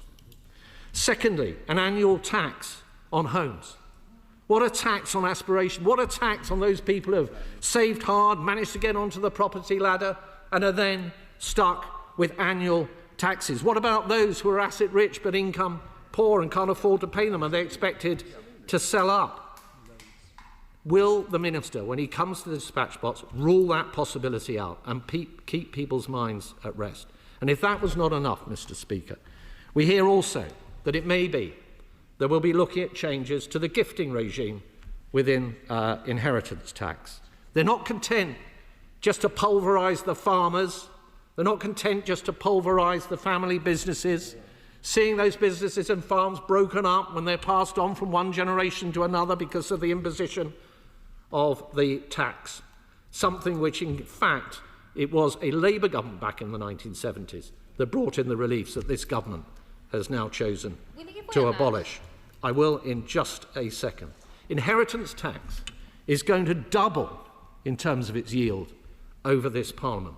And we say enough is enough on this side of the House. We should not be punishing parents who wish to pass something on to their children. Socialists do not understand. We do not all stand as atomised individuals. We work together as families, as communities. We care about each other. We care about the people we love. And it is right that we have the opportunity to pass something on to them. And I give way to... I thank the Shadow Chancellor and for bringing this debate as well. It's such an important issue. Properties and assets are vital to the country, to people in the country. But specifically on the lifetime limit for inheritance tax and passing on, everyone will have heard over the last year the government telling farmers, telling family businesses that they need to get their affairs in order, but they need to plan. The lifetime cap, the limit, not having a limit on the lifetime cap was what allowed them to plan. If that is cut, if the cap is not in the right place, that negates every argument that the government have had in the last year as to why they think they could justify the family farm and family business tax. In responding, can the Minister please acknowledge this and rule out any change to that cap which will penalise these family farms and family businesses? The Honourable Lady has put it brilliantly and succinctly. She is absolutely right. In their horror, in their recoil at some of the inheritance tax changes, that's exactly what farmers and family business owners have been doing. They've been thinking about the alternatives, and the 7-year rule has been exactly one of those alternatives. And it would be really heartless, an extraordinarily cruel moment if this government were now to shut that down as well. I certainly give way to my... Very grateful to my right honourable friend, and he's explaining the situation in his usual powerful way. If, as seems likely, this government does impose capital gains tax on a person's principal private residence, Will he then, as mitigation, consider whether there should be indexation allowance, at least, to provide some relief to the horror that I fear is about to be inflicted on my constituents? And my right honourable friend will remember that the Finance Act of 2008 abolished that relief on other property. I suspect the government will not be sympathetic to such a suggestion, given what happened in 2008, but at least it would take the edge off the imposition of taxes on the sale of a person's principal private residence. Right honourable friend raises his point in his usual very eloquent manner, and that is a question for the Minister. And perhaps when the Minister rises to the dispatch box, he can hopefully rule out our concerns in their entirety. But in the event that he cannot, perhaps he would choose to answer the right honourable gentleman's inquiry. Is it not the case, Mr. Speaker, that there is a clear misunderstanding from the party opposite because they have no business experience? There is no business experience on the front bench of the government when it comes to setting up companies, understanding the meaning of business taxes. It's simply not there. And that Labour will, of course, be talking now about taxing wealth. Do they not understand that if you tax wealth, you will get less of it? It is estimated, Mr. Speaker, that around 15,000 high net worth individuals have left our country under the period in which this government has been in power. And a consequence of that is that the tax that just walked out the door will require something around 1/3 to 500,000 people on average earnings to make up the difference. It is not a case of good riddance to wealth, Mr. Speaker.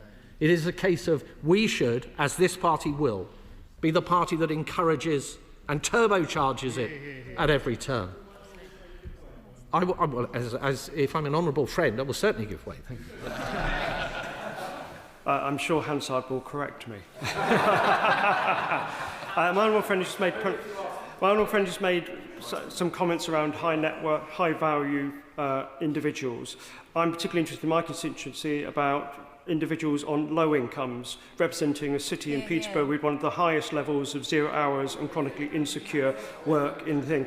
Does he not agree that his party often wants all of the spending but none of the delivery for the funding to do that?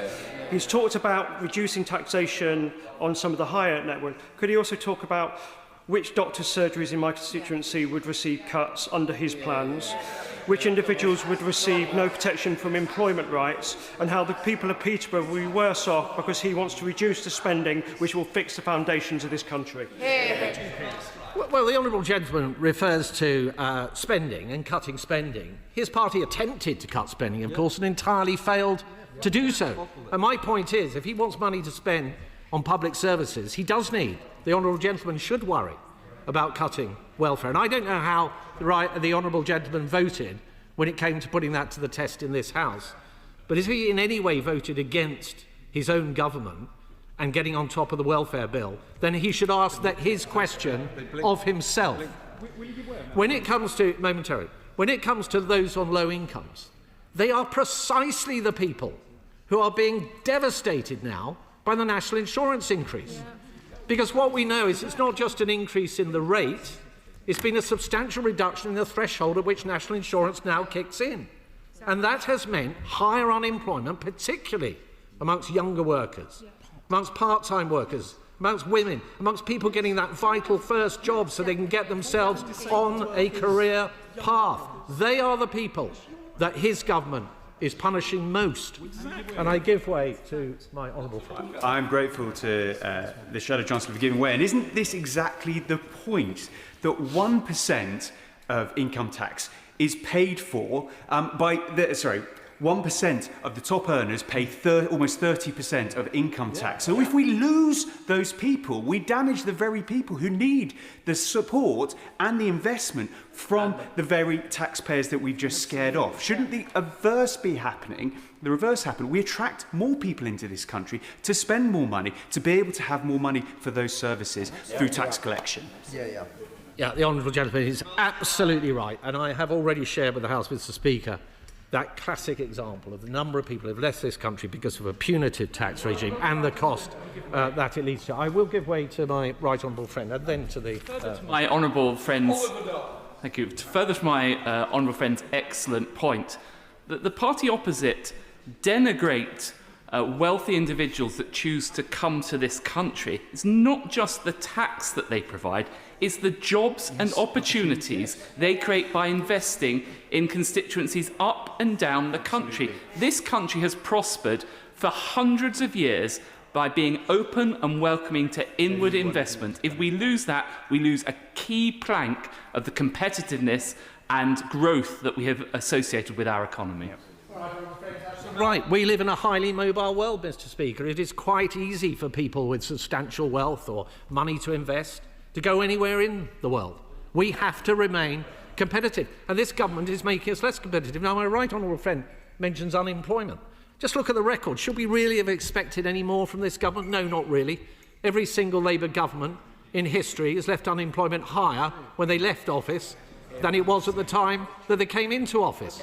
And what have we seen on unemployment since this government's been in office? It's increased every single month since they've been in power. I give way to the honourable lady.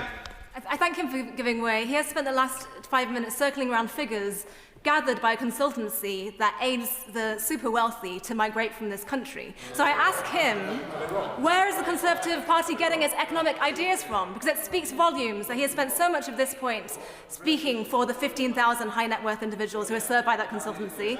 The previous point speaking about inheritance taxes, which is only paid by 4% of all estates in the UK. What will the Conservative Party do, if he has any ideas, to grow the economy for the benefit of all people in this country? The honourable lady asked where we're getting our ideas from. Where we are not getting them from are academics and researchers who believe in taxing wealth and who are now sitting there on the Treasury front bench or in places where they're advising elsewhere in and around Number 10, and who talk on a regular basis about taxing property and taxing wealth and taxing shares and taxing assets of any description that they can think of. That is the road to ruin. And she asked where we get our ideas. I'll tell her where we get our ideas from. I set up my own business in the 1980s from absolutely nothing. And I grew it from scratch. And then I took it over to America and I grew a business there. And I have lived, breathed and eaten business most of my life. And I go up and down the country and I speak to those businesses, and they are the people that understand what needs to be done on the tax front. They're the people that have to live with the red tape that her party is bringing in to tie them down. So they're the people that this party is listening to. I give way to the honourable gentleman. I thank the honourable gentleman for giving way. We've talked. He has talked at great length about taxing the wealthy. He's omitted one of the suggestions that has come forth over the summer, which is getting rid of the punitive council tax system that taxes poverty and deprivation in this country. The former Conservative leader of Hartlepool Borough Council famously cheered when he put up council tax on deprived people in Hartlepool. Why is the Conservative Party, and now Reform as he's defected to Reform, so attached to this regressive system?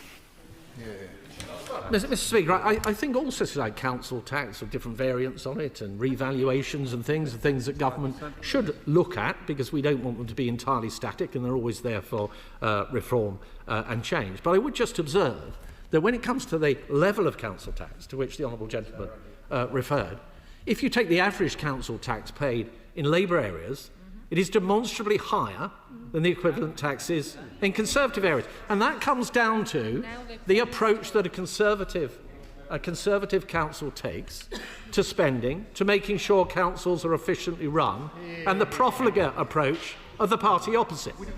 I'll give way to the honourable gentleman.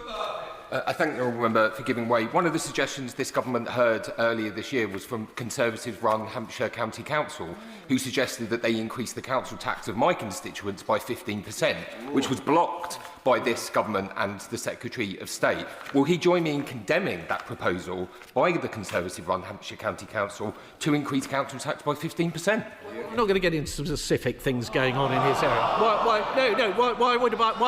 Why would I be expected why would I be expected to opine with authority on something relating to his constituency of that nature?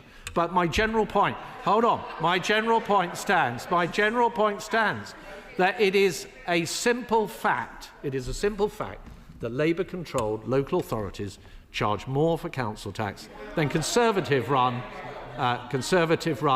councils. I'll give way to the Honourable Lady. Can I just say that, please, you can't just hang up in the air if she's going to give way, please. Emily Darlington. Thank you, Mr. Speaker. In fact, that is not a fact. The reality is, in my region, Milton Keynes, the Labour-run local authority, has lower taxes than all the surrounding Tory authorities, including Northamptonshire, which has failed over and over again. Now two Conservative, now Reform councils that have failed, and Buckinghamshire. Milton Keynes has been labelled by the LGA as one of the best-run councils and still delivers lower council tax than all those Tory-run authorities. The point of it, as a simple matter of logic, even if the Honourable Lady's assertion were true, and I don't know whether it's true or not, it does not actually contradict the point that I made, and that is the point. Now, is there somebody that was waiting? Yeah. Chancellor, just say, wasn't it that this Prime Minister currently who said not a penny more on council tax when he came through? Is the Shadow Chancellor aware of how that worked out? The word badly. Anyway, yes, the Honourable Gentleman. Yeah. I did just want to return to the point the Honourable Member made a moment ago. He suggested he's not going to get into speculation. I mean, this whole debate is premised on media speculation. And yet I'm asking the Honourable Member to comment on an actual proposal that was made to the government to increase local council tax for my constituents by 15% by a Conservative-run county council. So he asked us to vote on media speculation, but he won't comment on an actual proposal. The point is, Mr. Speaker, very clear, and I think I do need to now start to make some progress as well, and have been fairly generous in taking interventions, is, as I say, that when it comes to council tax, it is a fact that Conservative-controlled councils charge less. And they do that because their whole approach to running the council, as ours is in terms of our approach to running an economy, is to make sure it's done efficiently, and we do not impose undue burdens on people by way of tax. But, Mr. Speaker, we were told when it comes to tax by the Chancellor back in that first budget in the autumn that those tax hikes were a once-in-a-Parliament event. It's now not a question of whether there will be further tax increases. It's a question of which taxes.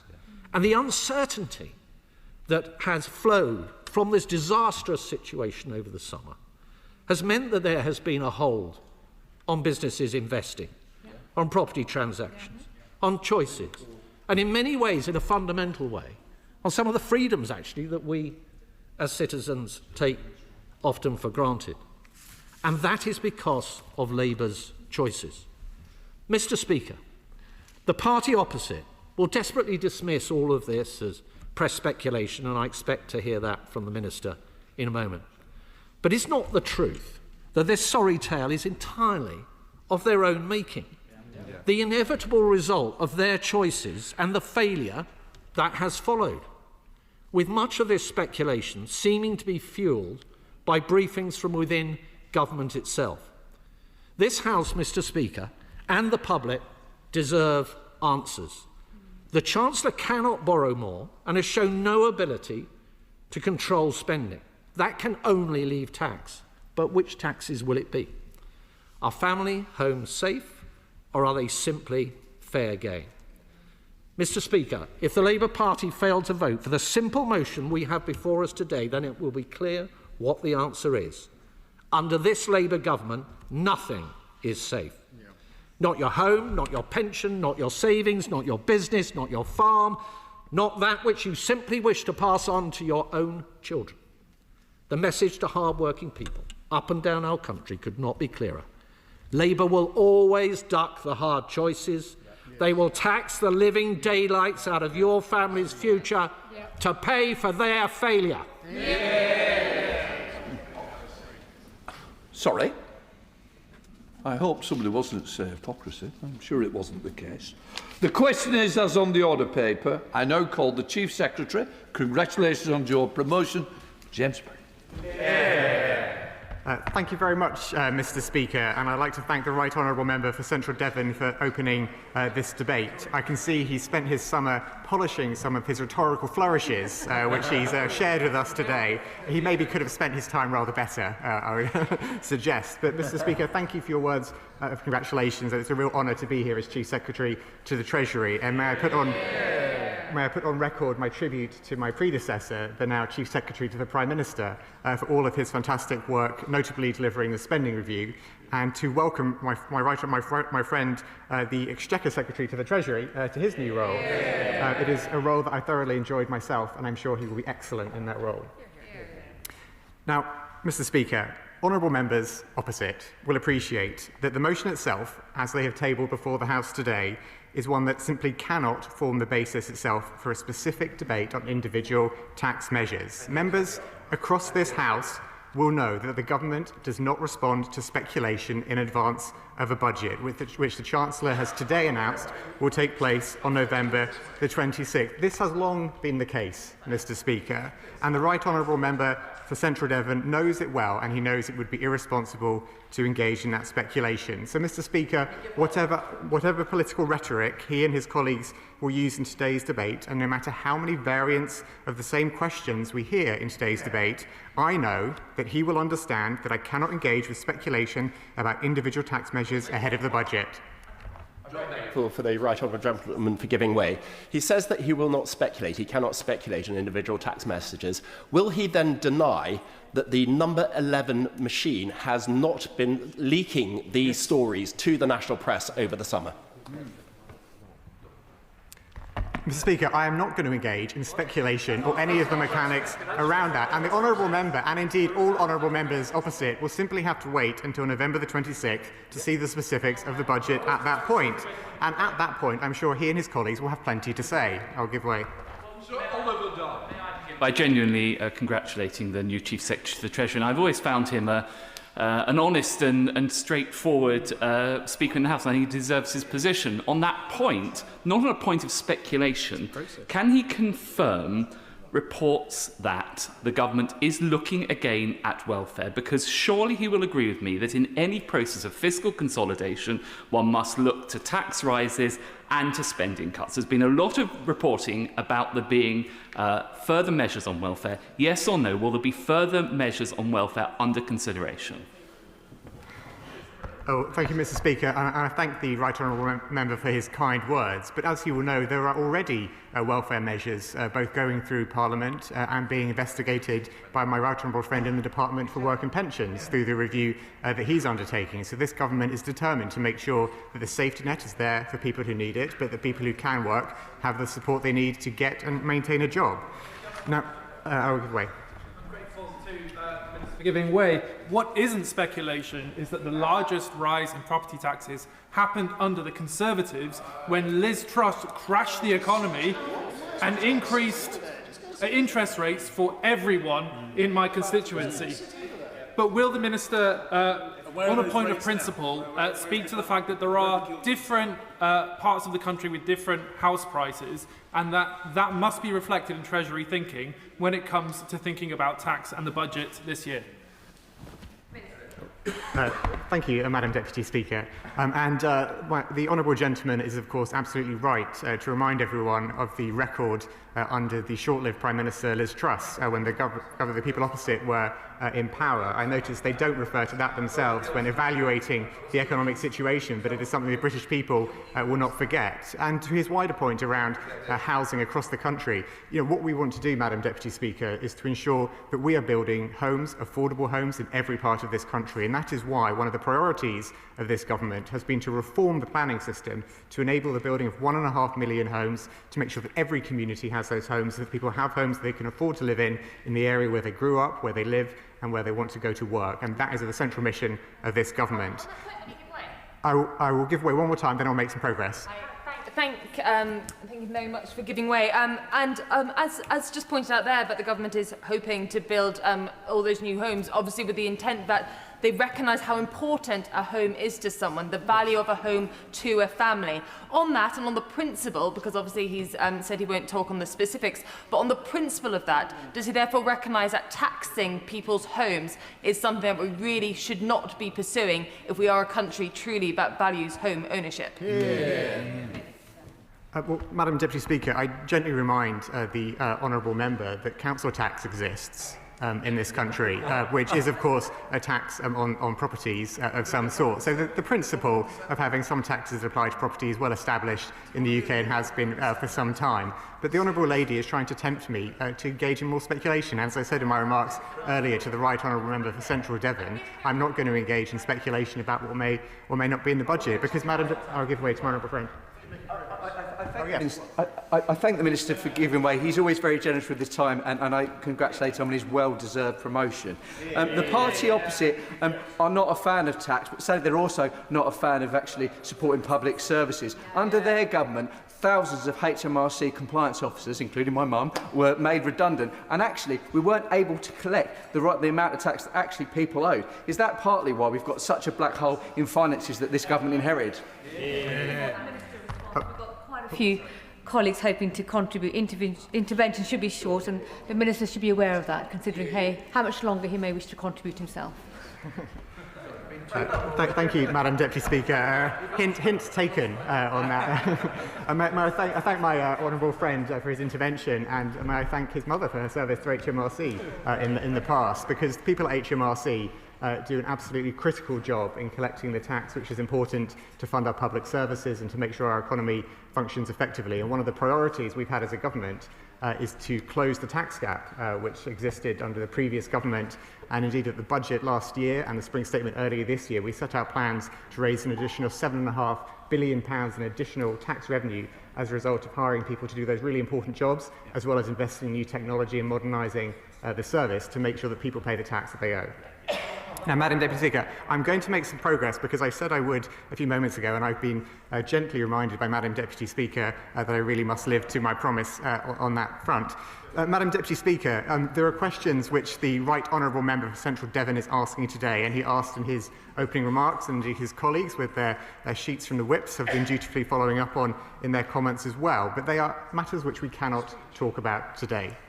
There are, of course, other important facts which he does not want to talk about, but which the British people have not forgotten. The £22 billion black hole in our public finances, which the previous government hid from the light. The disastrous mini-budget, which caused damage to households across the country and to our reputation around the world. Stalled housing, unfinished infrastructure, public services brought to their knees by underinvestment and disinterest. They do not want to talk about these things, Madam Deputy Speaker, because of course they are the legacy of the last government. And we just found out today that the Right Honourable Gentleman does not even want to talk about things happening by Conservative councils, as my honourable friend, the member for Basingstoke, raised so importantly in his contribution earlier. And Madam Deputy Speaker, now they are in opposition, his party and those in Reform are talking Britain down. They want to claim that Britain is broken. But Madam Deputy Speaker, I believe that Britain is unbreakable.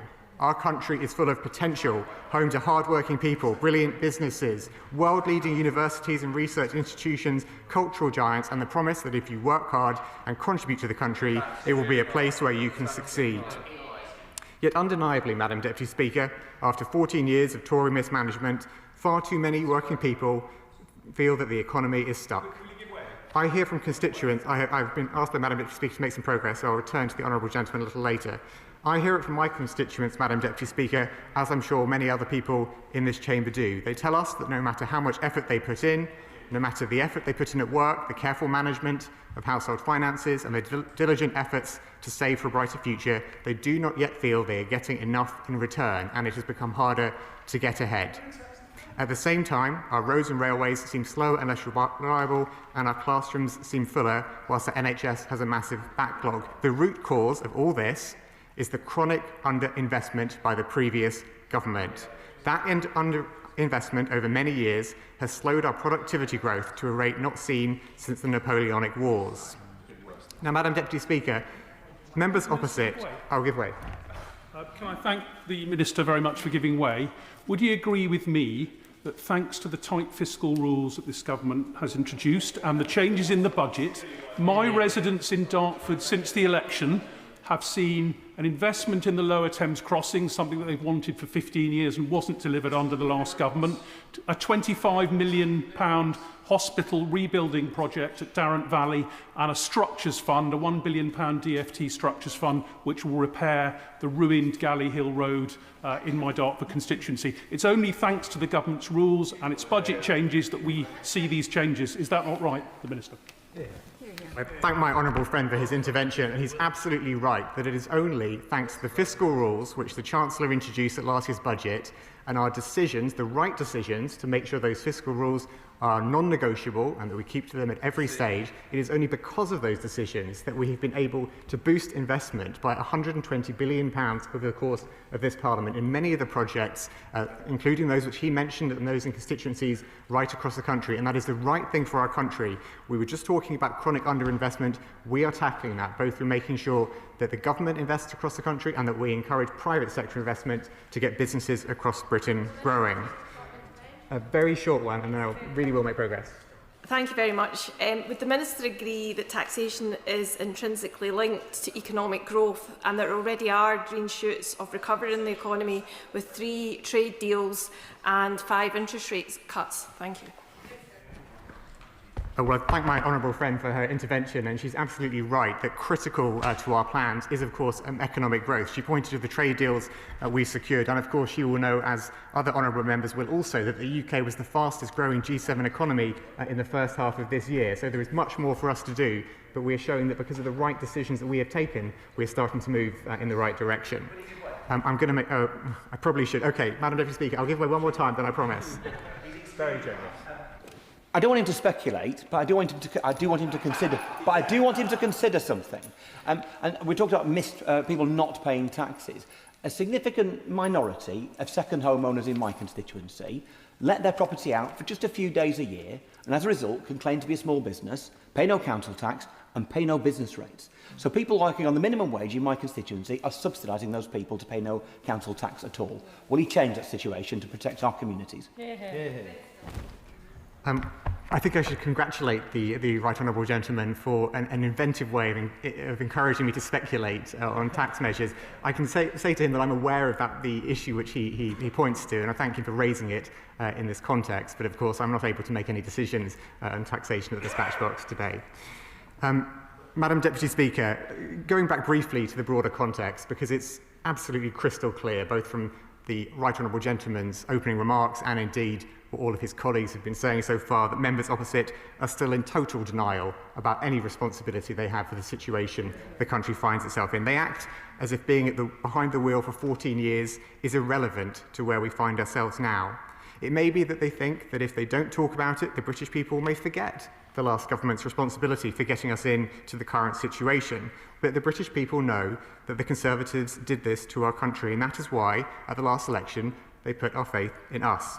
And whilst there is clearly more to do to bring down inflation and the cost of borrowing, it is also clear, Madam Deputy Speaker, that we have turned a corner by taking the right decisions for our country. We have taken the decisions to address the black hole in the public finances, to fix our foundations, and to clear up the mess we inherited from the previous government. And as a consequence, as I mentioned a moment ago, in the first half of this year, we were the fastest growing economy in the G7. We outpaced France, Germany, Japan, and the United States. Since taking office, this government has welcomed around £100 billion in investment into the UK, with 384,000 jobs being created over the same period. We have cut red tape and changed planning regulations to deliver 1.5 million new homes over the course of this Parliament, and already nearly 100,000 new homes on large developments that were previously stuck in the planning system, or which were simply not progressing as fast as they should be, are now being given the support they need to make that progress quickly. In just over a year, Bank of England has cut interest rates 5 times, a fact that means that someone on a tracker mortgage of just over £200,000 will be around £100 a month better off. And crucially, Madam Deputy Speaker, real wages have risen more in the time since the last election than they did in the first 10 years of the previous government. So, Madam Deputy Speaker, the choice at the next budget is clear. Over 14 years, the last government made wrong choices time and again. Their many prime ministers and their many chancellors all embraced a cycle of austerity, debt and decline. We will never repeat that. We will continue to invest in Britain's renewal, using every power at our disposal to drive forward an economy that works for working people. And as I said, Madam Deputy Speaker, the government does not respond to speculation, especially ahead of a budget. And in any case, we're not writing a budget this far out. The budget the Chancellor delivers in November will be carefully considered and designed to get the balance right between making working people better off, raising enough money to fund our public services, and to get the country moving once again through investment and growth. And of course, it will undergo proper scrutiny from the OBR. Now, Madam Deputy Speaker, I was going to briefly address the taxes which are in the motion, but I suspect I should skip over this part of the speech. I'm getting a gentle indication from you that I have come to the right conclusion there. So, Madam Deputy Speaker, to conclude, if we are to get this country moving again, then investment, both from businesses and from government, is essential. We must therefore strike the right balance in our tax system so that we can put more money in the pockets of working people while supporting the private sector to invest and grow and funding our public services. Members on both sides of the House will have their own views on what that right balance is, and I look forward to hearing those views today, and may I thank all honourable and right honourable members in advance for their contributions. And before I call the Liberal Democrat spokesperson Daisy Cooper, all backbenchers will be on a time limit of 4 minutes. That's 4 minutes. And I call Daisy Cooper. Thank you, Madam Deputy Speaker, and may I start by adding my voice and that of my party to others who have welcomed the honourable member for Shipping Barnett to the front bench. Madam Deputy Speaker, property taxes in this country, like so many other things, are broken and are hopelessly out of date. Council tax is regressive. Stamp duty is a transaction tax that slows growth, and business rates are a tax on bricks and mortar that bears no relationship whatsoever to the amount of money that a business might make. I have to say, Madam Deputy Speaker, that it is quite extraordinary, I think, that the official opposition have chosen to debate property taxes, given that I can barely remember any discussion at all in the last Parliament about things that they wanted to tackle, and they particularly didn't tackle any of those three. So if it is true that the Labour government is now thinking about biting the bullet and looking at bringing forward fairer alternatives to these, then I commend them for looking at this issue. But I would caution the government. We do not want to see a repeat of the jobs tax fiasco. Going after property simply as a Treasury tax grab would be a disaster if the government does not set out a broader vision for housing as a whole and for property taxation. Now, we agree with parts of the Conservatives' motion today. We agree with their call to rule out capital gains tax on primary residences. In the general election, we Liberal Democrats set out a way of reforming capital gains tax in a way which would be fairer. It would reduce capital gains for 2/3 of people already paying it, it would increase it for the super wealthy, and it would have raised more revenue than from the measures, the carte blanche measures that the Labour government have pursued. So we agree with that. We also agree with the Conservatives that the property levy, as has been described in newspapers, would be a disaster. It would choke up the housing market, it would stop people from downsizing, it would slow economic growth. And so I hope that if ministers are indeed considering any of these things, that they look at the reaction of... I would give way. In my constituency of Henley and Tame, the average house price is £515,000. Would she agree with me that the property tax, as described by the government so far, would in fact be a tax on the South East and London?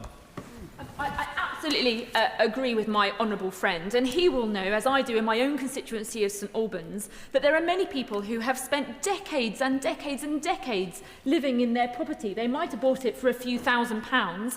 Now it may be worth a huge amount, but they might be asset rich and cash poor. And for people in those situations in particular, they are incredibly scared at reports that they have seen in newspapers about a potential tax, as has been described. So, Madam Deputy Speaker, there are parts of the Conservatives' motion that we agree with. However, we are open to the idea in principle of a land value tax. because land value taxes can, in principle, create more fairness in the system, and they can produce a more efficient use of land. But of course the devil is always in the detail, and so it would depend on the design of any particular land value tax and any exemptions that might be introduced. We Liberal Democrats have set out policies before about how we would replace the broken business rates system and replace it with a commercial landowner levy. This is an example of how the principle of land value could be applied to commercial land. It's potentially also... Right honourable friend give way? I will give way. Thank you. Many tourism industry businesses in Torbay raise concerns around Airbnb and their impact both on safety and legality. Surely the government should be publishing their long-awaited short-term let registration scheme with a matter of urgency. Thank you. I absolutely could not agree with my honourable friend more. I absolutely would love to see this registration programme, but we Liberal Democrats have repeatedly said that that is only the first step. Registration is actually something that the Airbnb-type platforms want to see because it actually enables them to go and pinch properties from other platforms. It doesn't solve the problem which we have of lots of additional homes being used for Airbnbs, but not being used by young people and, in fact, anybody who wants to be able to rent a property in their area. And it's important that local authorities have the power to get the balance between tourism and having the people they need in their local area who can afford to live there. On that point, she might give way. I will give way. Yeah. I'm really grateful to her for giving way, and she makes an extremely good point there. In my constituency, we have seen a collapse of the long-term private rented sector, which has pushed hundreds of people in our communities out of our communities, not able to contribute or be part of the workforce or send their children to our schools.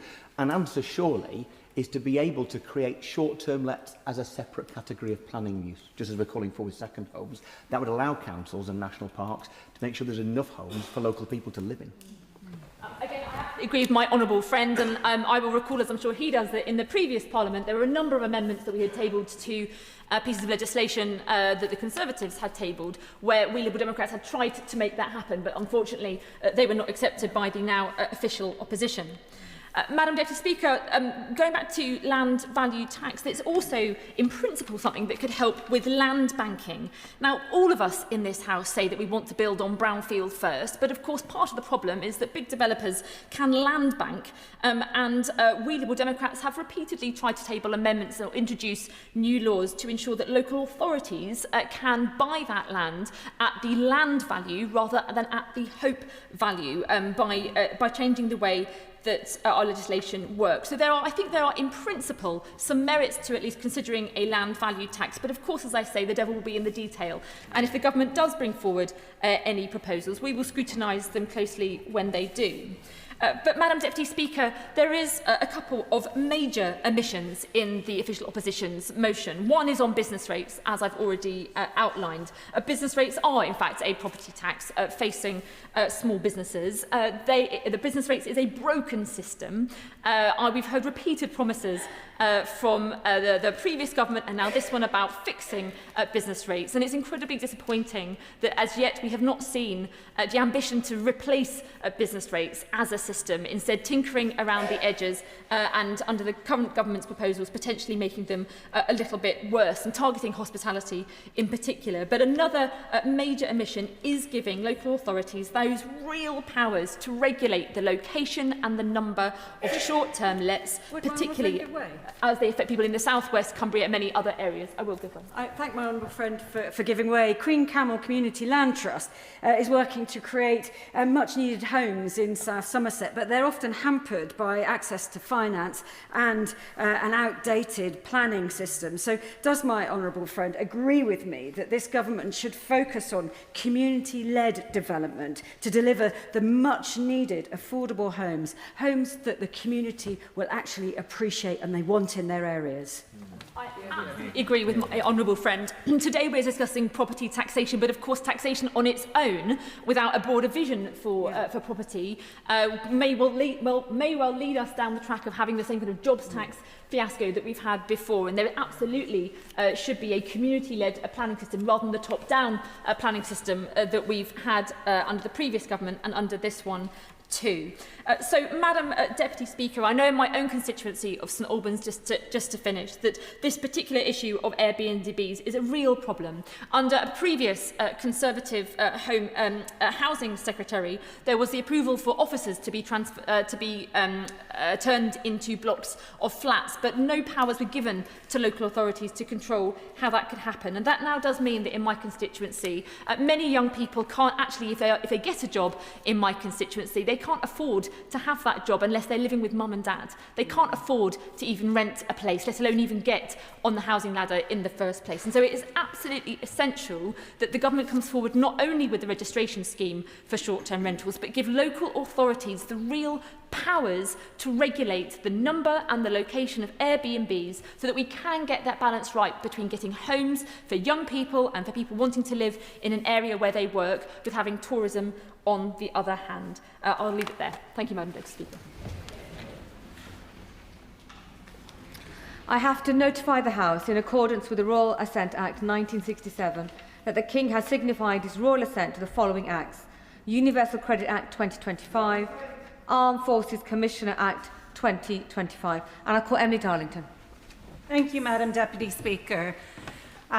I appreciate the opportunity to speak in this debate, and I wanted to take on the challenge that the Shadow Chancellor said about let's talk about how we got to this point and the devastating consequences of that.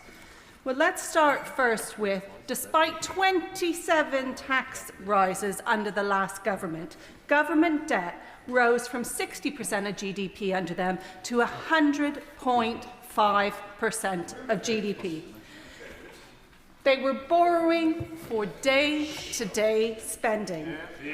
And he talks about unfunded commitments. Well, we know about unfunded commitments because that was the £22 billion black hole that they left of unfunded commitments. And he says that property ownership is something he really cares about. But they were responsible for 6% fall in home ownership of people aged between 25 and 34 under his watch. This government is building 1.5 million new homes, including record numbers of council housing and social properties, as well as renter rights reform, as well as looking into mortgage reform. This is a fair and more affordable housing mix for all. And when we talk about what drove that fall in people owning homes, young people owning homes, we have to look at inflation. Inflation peaked at 11.1% under the last government, Conservative government, almost hitting Margaret Thatcher's record of 17%. High interest rates seem to be something the party opposite is very comfortable with. In 2022, food inflation hit a 45-year high. And in 2023, the UK recorded the highest inflation rate in Western Europe, the only country to have double-digit inflation. But under this government, in only a year, we have had 5 interest rate cuts. And the real cost of that can be found in the number of children living in poverty. There was a 20% increase in child poverty between 2014 and 2024. Food bank demand rose by 3,772% under the Conservative government. In 2010, approximately 2.3 children living in relative poverty. In 2024, that was 4.5%. That is shameful. It was the biggest fall in living standards on record, and it is now under this government that wages are finally rising faster than prices.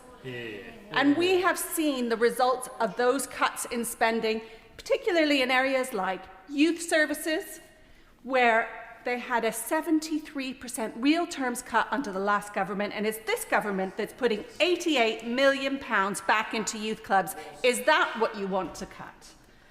Finally, I want to talk about businesses.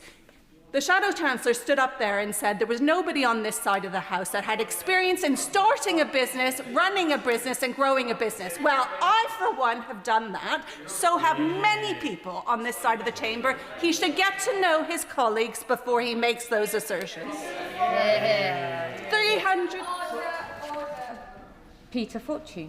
Thank you, Madam Deputy Speaker. After a summer of rumoured tax rises, my constituents are deeply concerned. They're already paying more because Labour broke their promise to freeze council tax, because they broke their promise not to increase national insurance, because they broke their promises to first-time buyers, small businesses and farmers. Thanks to Rachel Reeves' anti-business policies, growth forecasts are collapsing, borrowing costs are sky high, and our national finances are shot. Instead of looking at their reckless decisions, Labour are now calculating the best way to raise taxes. And my constituents are now worried that the Chancellor is eyeing up their family home. Absolutely. On the edge of Greater London, homes in Bromley and Biggin Hill are expensive. Yes. The average house price is well over £500,000. And rumours that the government may scrap the private residence relief would be devastating. It would slap my constituents with an average £33,000 tax bill when they sell their family home. And if someone's scrimped, if they've saved, if they've been lucky enough to see the value of their home go up, they shouldn't be handed a punitive tax bill. It only serves to knock working people back down when they are trying to get ahead. Will Frank give way on that point? Of course I'll give way. I thank my honourable friend for giving way. Residents in Bromley, like in Bexley, would have also been hit by the Mayor of London's 77% increase in his share of council tax since he took office, alongside various other driving taxes. Does he agree with me that this increase in property taxes would be the final straw that broke the camel's back for many residents? Thank you very much. And I do agree that the Mayor of London, Sadiq Khan, is causing residents in Bromley and in Bexley real financial hardship. However, I in absolutely no way believe that this is the final straw that the Mayor of London can find to damage my constituents and yours. I'm sure he's got plenty more straws and a lot more camel that he'd like to lay them on. As I was saying, this irresponsible policy would be economically ruinous. Imagine if somebody bought a house in Bromley in 2010 for £3,500. Today it would cost somewhere in the region of £550,000. If they wanted to move to a new area for work or to be closer to family, without that relief, the tax bill would be somewhere in the region of £50,000.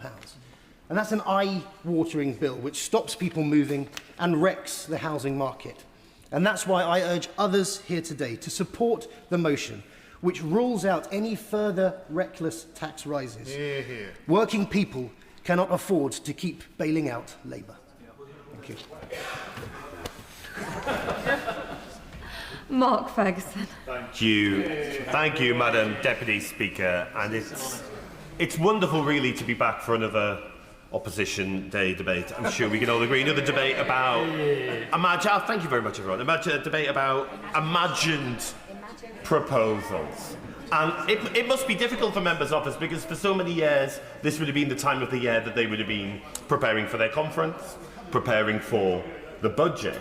But of course, they're not writing the budget anymore, and there will be scant attention paid, I'm sure. As my honourable friend, thank God they are not writing the budget because, as I will come on to, we've seen what their budgets have led to. But I understand the frustration. But it's nice to see they've settled into the most comfortable aspect of being in opposition. And as I've said before in some of these debates, as a Labour Party member of many years standing, I have a huge amount of experience of the comfort of opposition, because you start to be able to create straw men of what the government might be doing. You talk about the fears that you have. You rile up a bit of concern amongst your supporters. But what they aren't doing, I'm afraid, what they aren't willing to do is set out their actual plans for the country. They don't have any. My right honourable friend makes a very good point.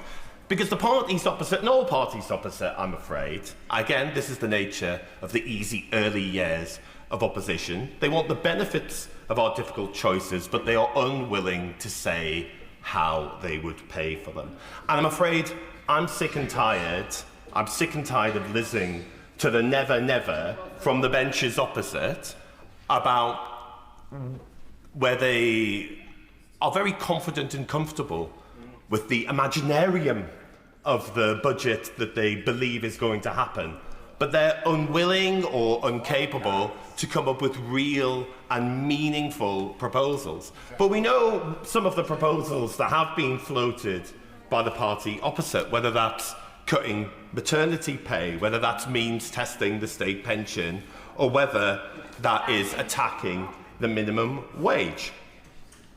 We also know what the impact of a Conservative budget means. It means the grotesque chaos of Liz Truss and Kwasi Kwarteng's budget. I would call it a bombshell, but bombshells only go off once. And that bombshell is going off in the homes and communities across this country every single day. There are families today on 5-year mortgages or longer who would have had low interest rates now. But despite the admirable and welcome 5 interest cuts under this government, will be paying hundreds or thousands of pounds more per year. And I would simply say, in closing, to members opposite, they express concern for those invaluable homes. Many of those invaluable homes will have, understandably, significant mortgages. Many of their constituents who they are concerned about today will have seen their mortgages go up by hundreds or thousands of pounds thanks to the actions of their government that we are all still living with and which I'm afraid they cheerled at the time. That is not imaginary. That is the real consequences of their government, and it is what we are trying to put behind us. Deputy Speaker, the Treasury has been flying more kites than the end of Mary Poppins in the papers over the last few weeks. But if they're true, the Chancellor is preparing the most destructive raid on homeowners in living memory. Families across my constituency of Farnham and Borden are bracing themselves for new taxes on homes over £50,000, capital gain tax on family houses, a revaluation of council tax, and even a land value tax. This is not reform, this is a sledgehammer aimed squarely at aspiration, mobility and stability. And once again, it is the South and the South East that will be punished the most. In Farnham, where the average house price now exceeds £600,000, with detached homes at nearly £900,000, families could face annual bills of nearly £5,000 on top of mortgages, council tax and energy costs. In Hazelmere, Liphook and Borden, households will not be spared. These levies will strip thousands from budgets already stretched to the limit. And what of pensioners and downsizers in Greyshot, Churt, Bramshot, Tilford or Frensham? They would face the grotesque prospect of capital gains tax on their primary residence. I will do. Thank you. He talks of pensioners. Does he agree with me that this is an extra pressure for them, given all the concern that was put upon them because of the cut to winter fuel payments? My honourable friend is absolutely right. And once again, this government showing that it doesn't understand and doesn't value pensioners in this country and the sacrifice that they have done. Everyone, pensioners, farmers, small business owners, are seen as a cash cow for this government. And as you rightly say, I will give way.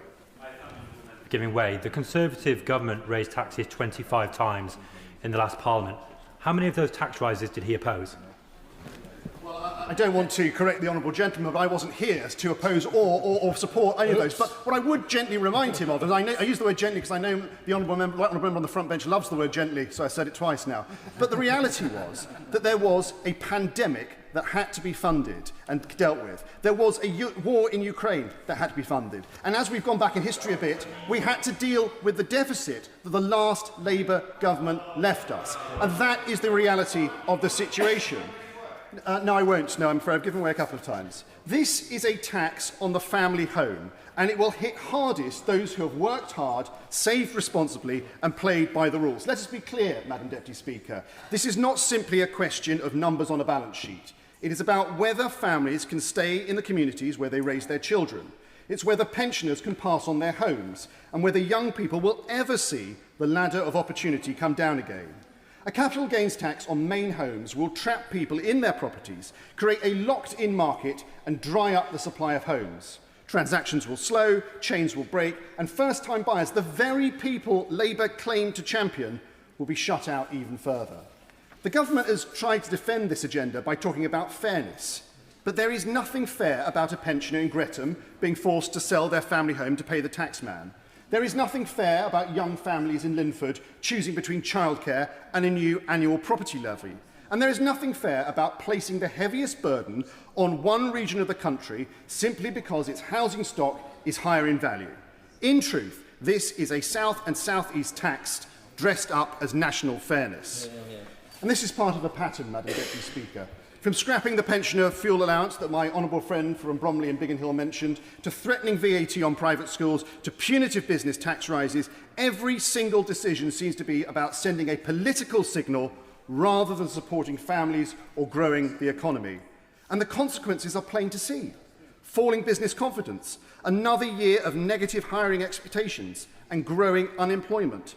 Wasn't their white paper meant to be called Get Britain Working? All we're seeing is Britain grinding to a halt. The Chancellor may talk of fairness, but she's stripping away the last sanctuary for working people, the roofs over their heads. Overtaxation without clarity will paralyse the housing market, punish my constituents and undermine economic stability. Madam Deputy Speaker, if you tax homes, you tax hope. And that is the surest way to drain ambition from our country. We should be protecting families, not forcing them to sell up. We should be supporting aspiration, not taxing it into extinction. Thank you, Madam Deputy Speaker. I think it bears repeating exactly the record that we, the Labour government, had to deal with when we took over last year. We've heard, theories propounded on the relationship between tax and growth and public spending, and how if we only lowered taxes, we would enter into a glorious period of growth and even better public services. But the facts of the matter are, it has been clear to see the impact of that theory and ideology over the last 14 years. Austerity cut the engines of this economy, leaving us with public services that were not delivering for British people. Investment in our services and our country was cut, and this left us at the mercy of global shocks, meaning that we were less well prepared and less well placed to withstand them.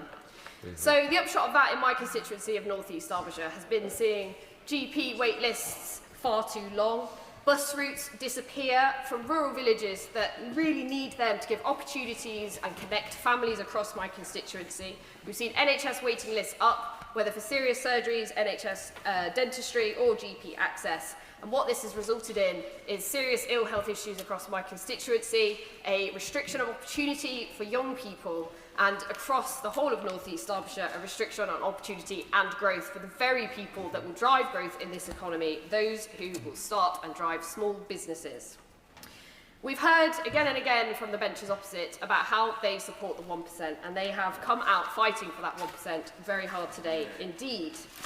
Now, they are saying that they're very concerned about yearly charges on people who are just starting out in life and they've just bought their first homes. And yes, I'd love to talk about charges that bear no resemblance to service, and I'm particularly referring to fleasehold and charges by estate management companies that bear no relation to the services that they provide. This is a real problem in my constituency of North East Derbyshire, and I know many of my colleagues here on the benches have also raised it repeatedly. In my constituency in Wingworth, First Port, a particular company, have repeatedly raised service charges, said that service charges are providing services that the constituents have not received, and for very spurious reasons.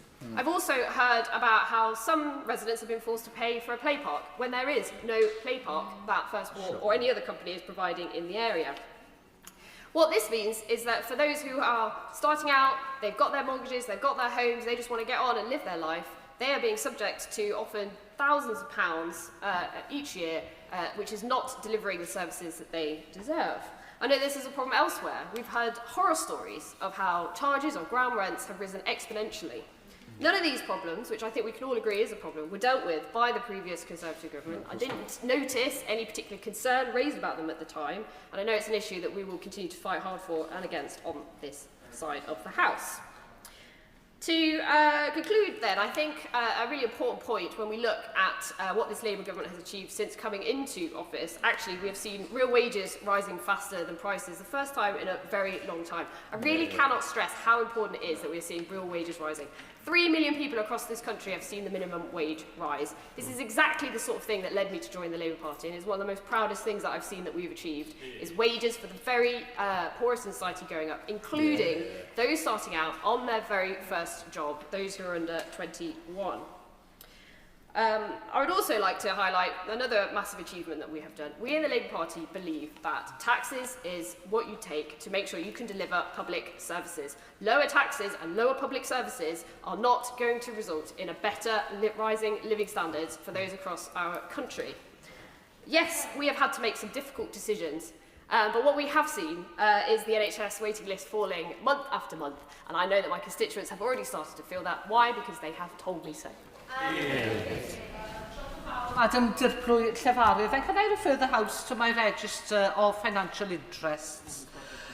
As we look forward to a budget for Christmas, as a representative of a rural agricultural community, this Labour government's last autumn budget remains a significant concern. Indeed, the wide divide between rural Wales and Westminster was made clear as day last year, when the Chancellor set out plans to restrict full inheritance tax relief from April next year to the first £1 million of combined agricultural and business property. Combining the APR and the BPR means that the asset value of the tools and the machinery necessary to operate a farm business are affected, as well as the agricultural land and property. And while the government maintains that this policy will only affect around 500 estates a year, and that the small family farms will not be affected, the Farmers Union of Wales and NFU Cymru's calculations show otherwise.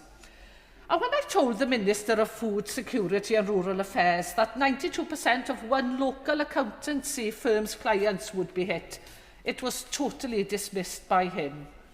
But now, even though the producers of the research used by this government to justify its plans have conceded that working farmers are more likely to suffer under the policy than the wealthy. Sorry, did you want to come in? I thank the honourable member for giving way.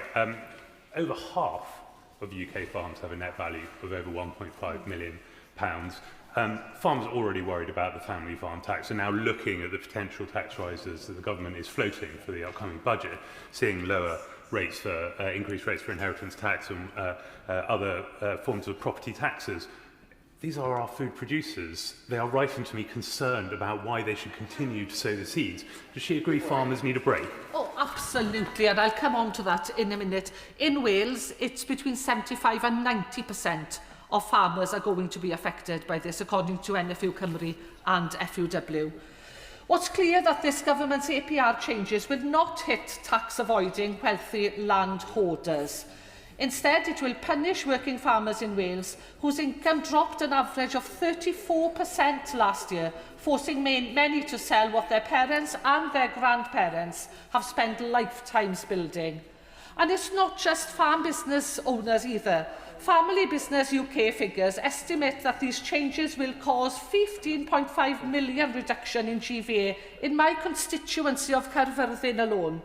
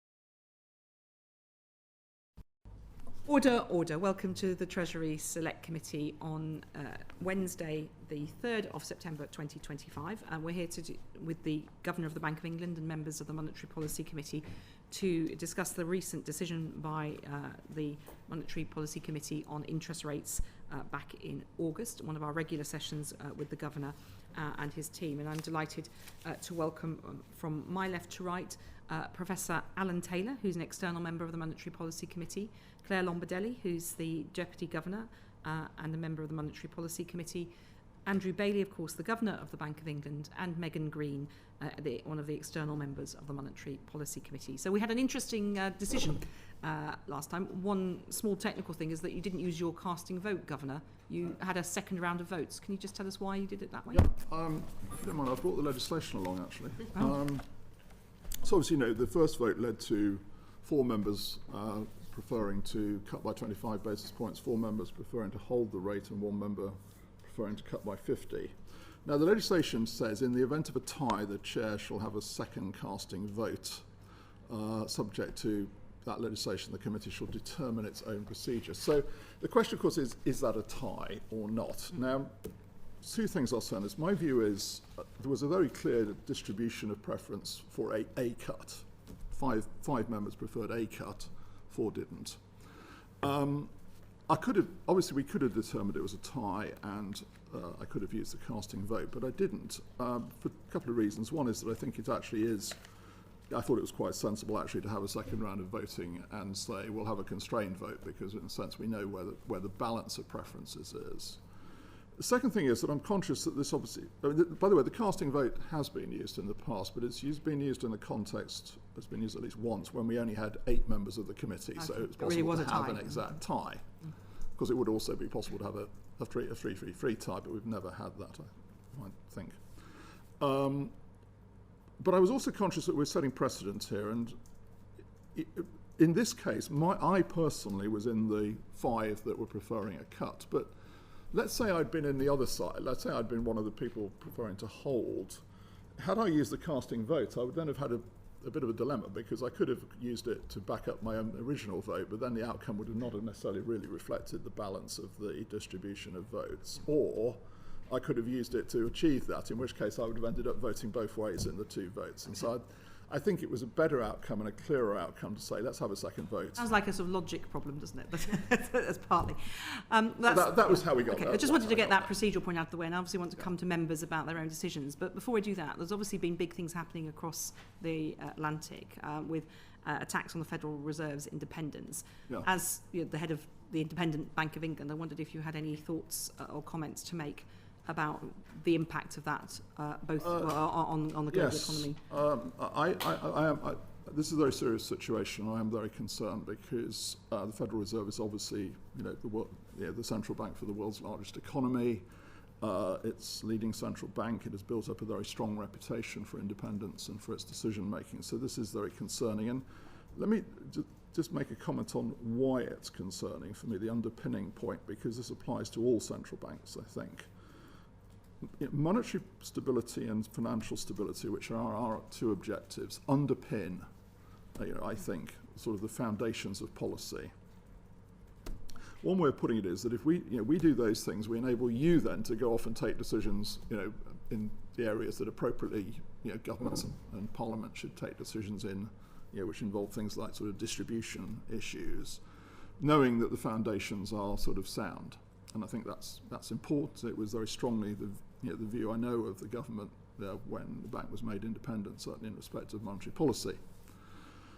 And I think what we're now seeing is people saying, well, no, actually, we should be able to trade off the sort of the foundations for those other decisions, if you like. And I'm afraid I just think that is a very dangerous road to go down. I think the job of an independent central bank is to provide those foundations, to take independent decisions to do it within the remit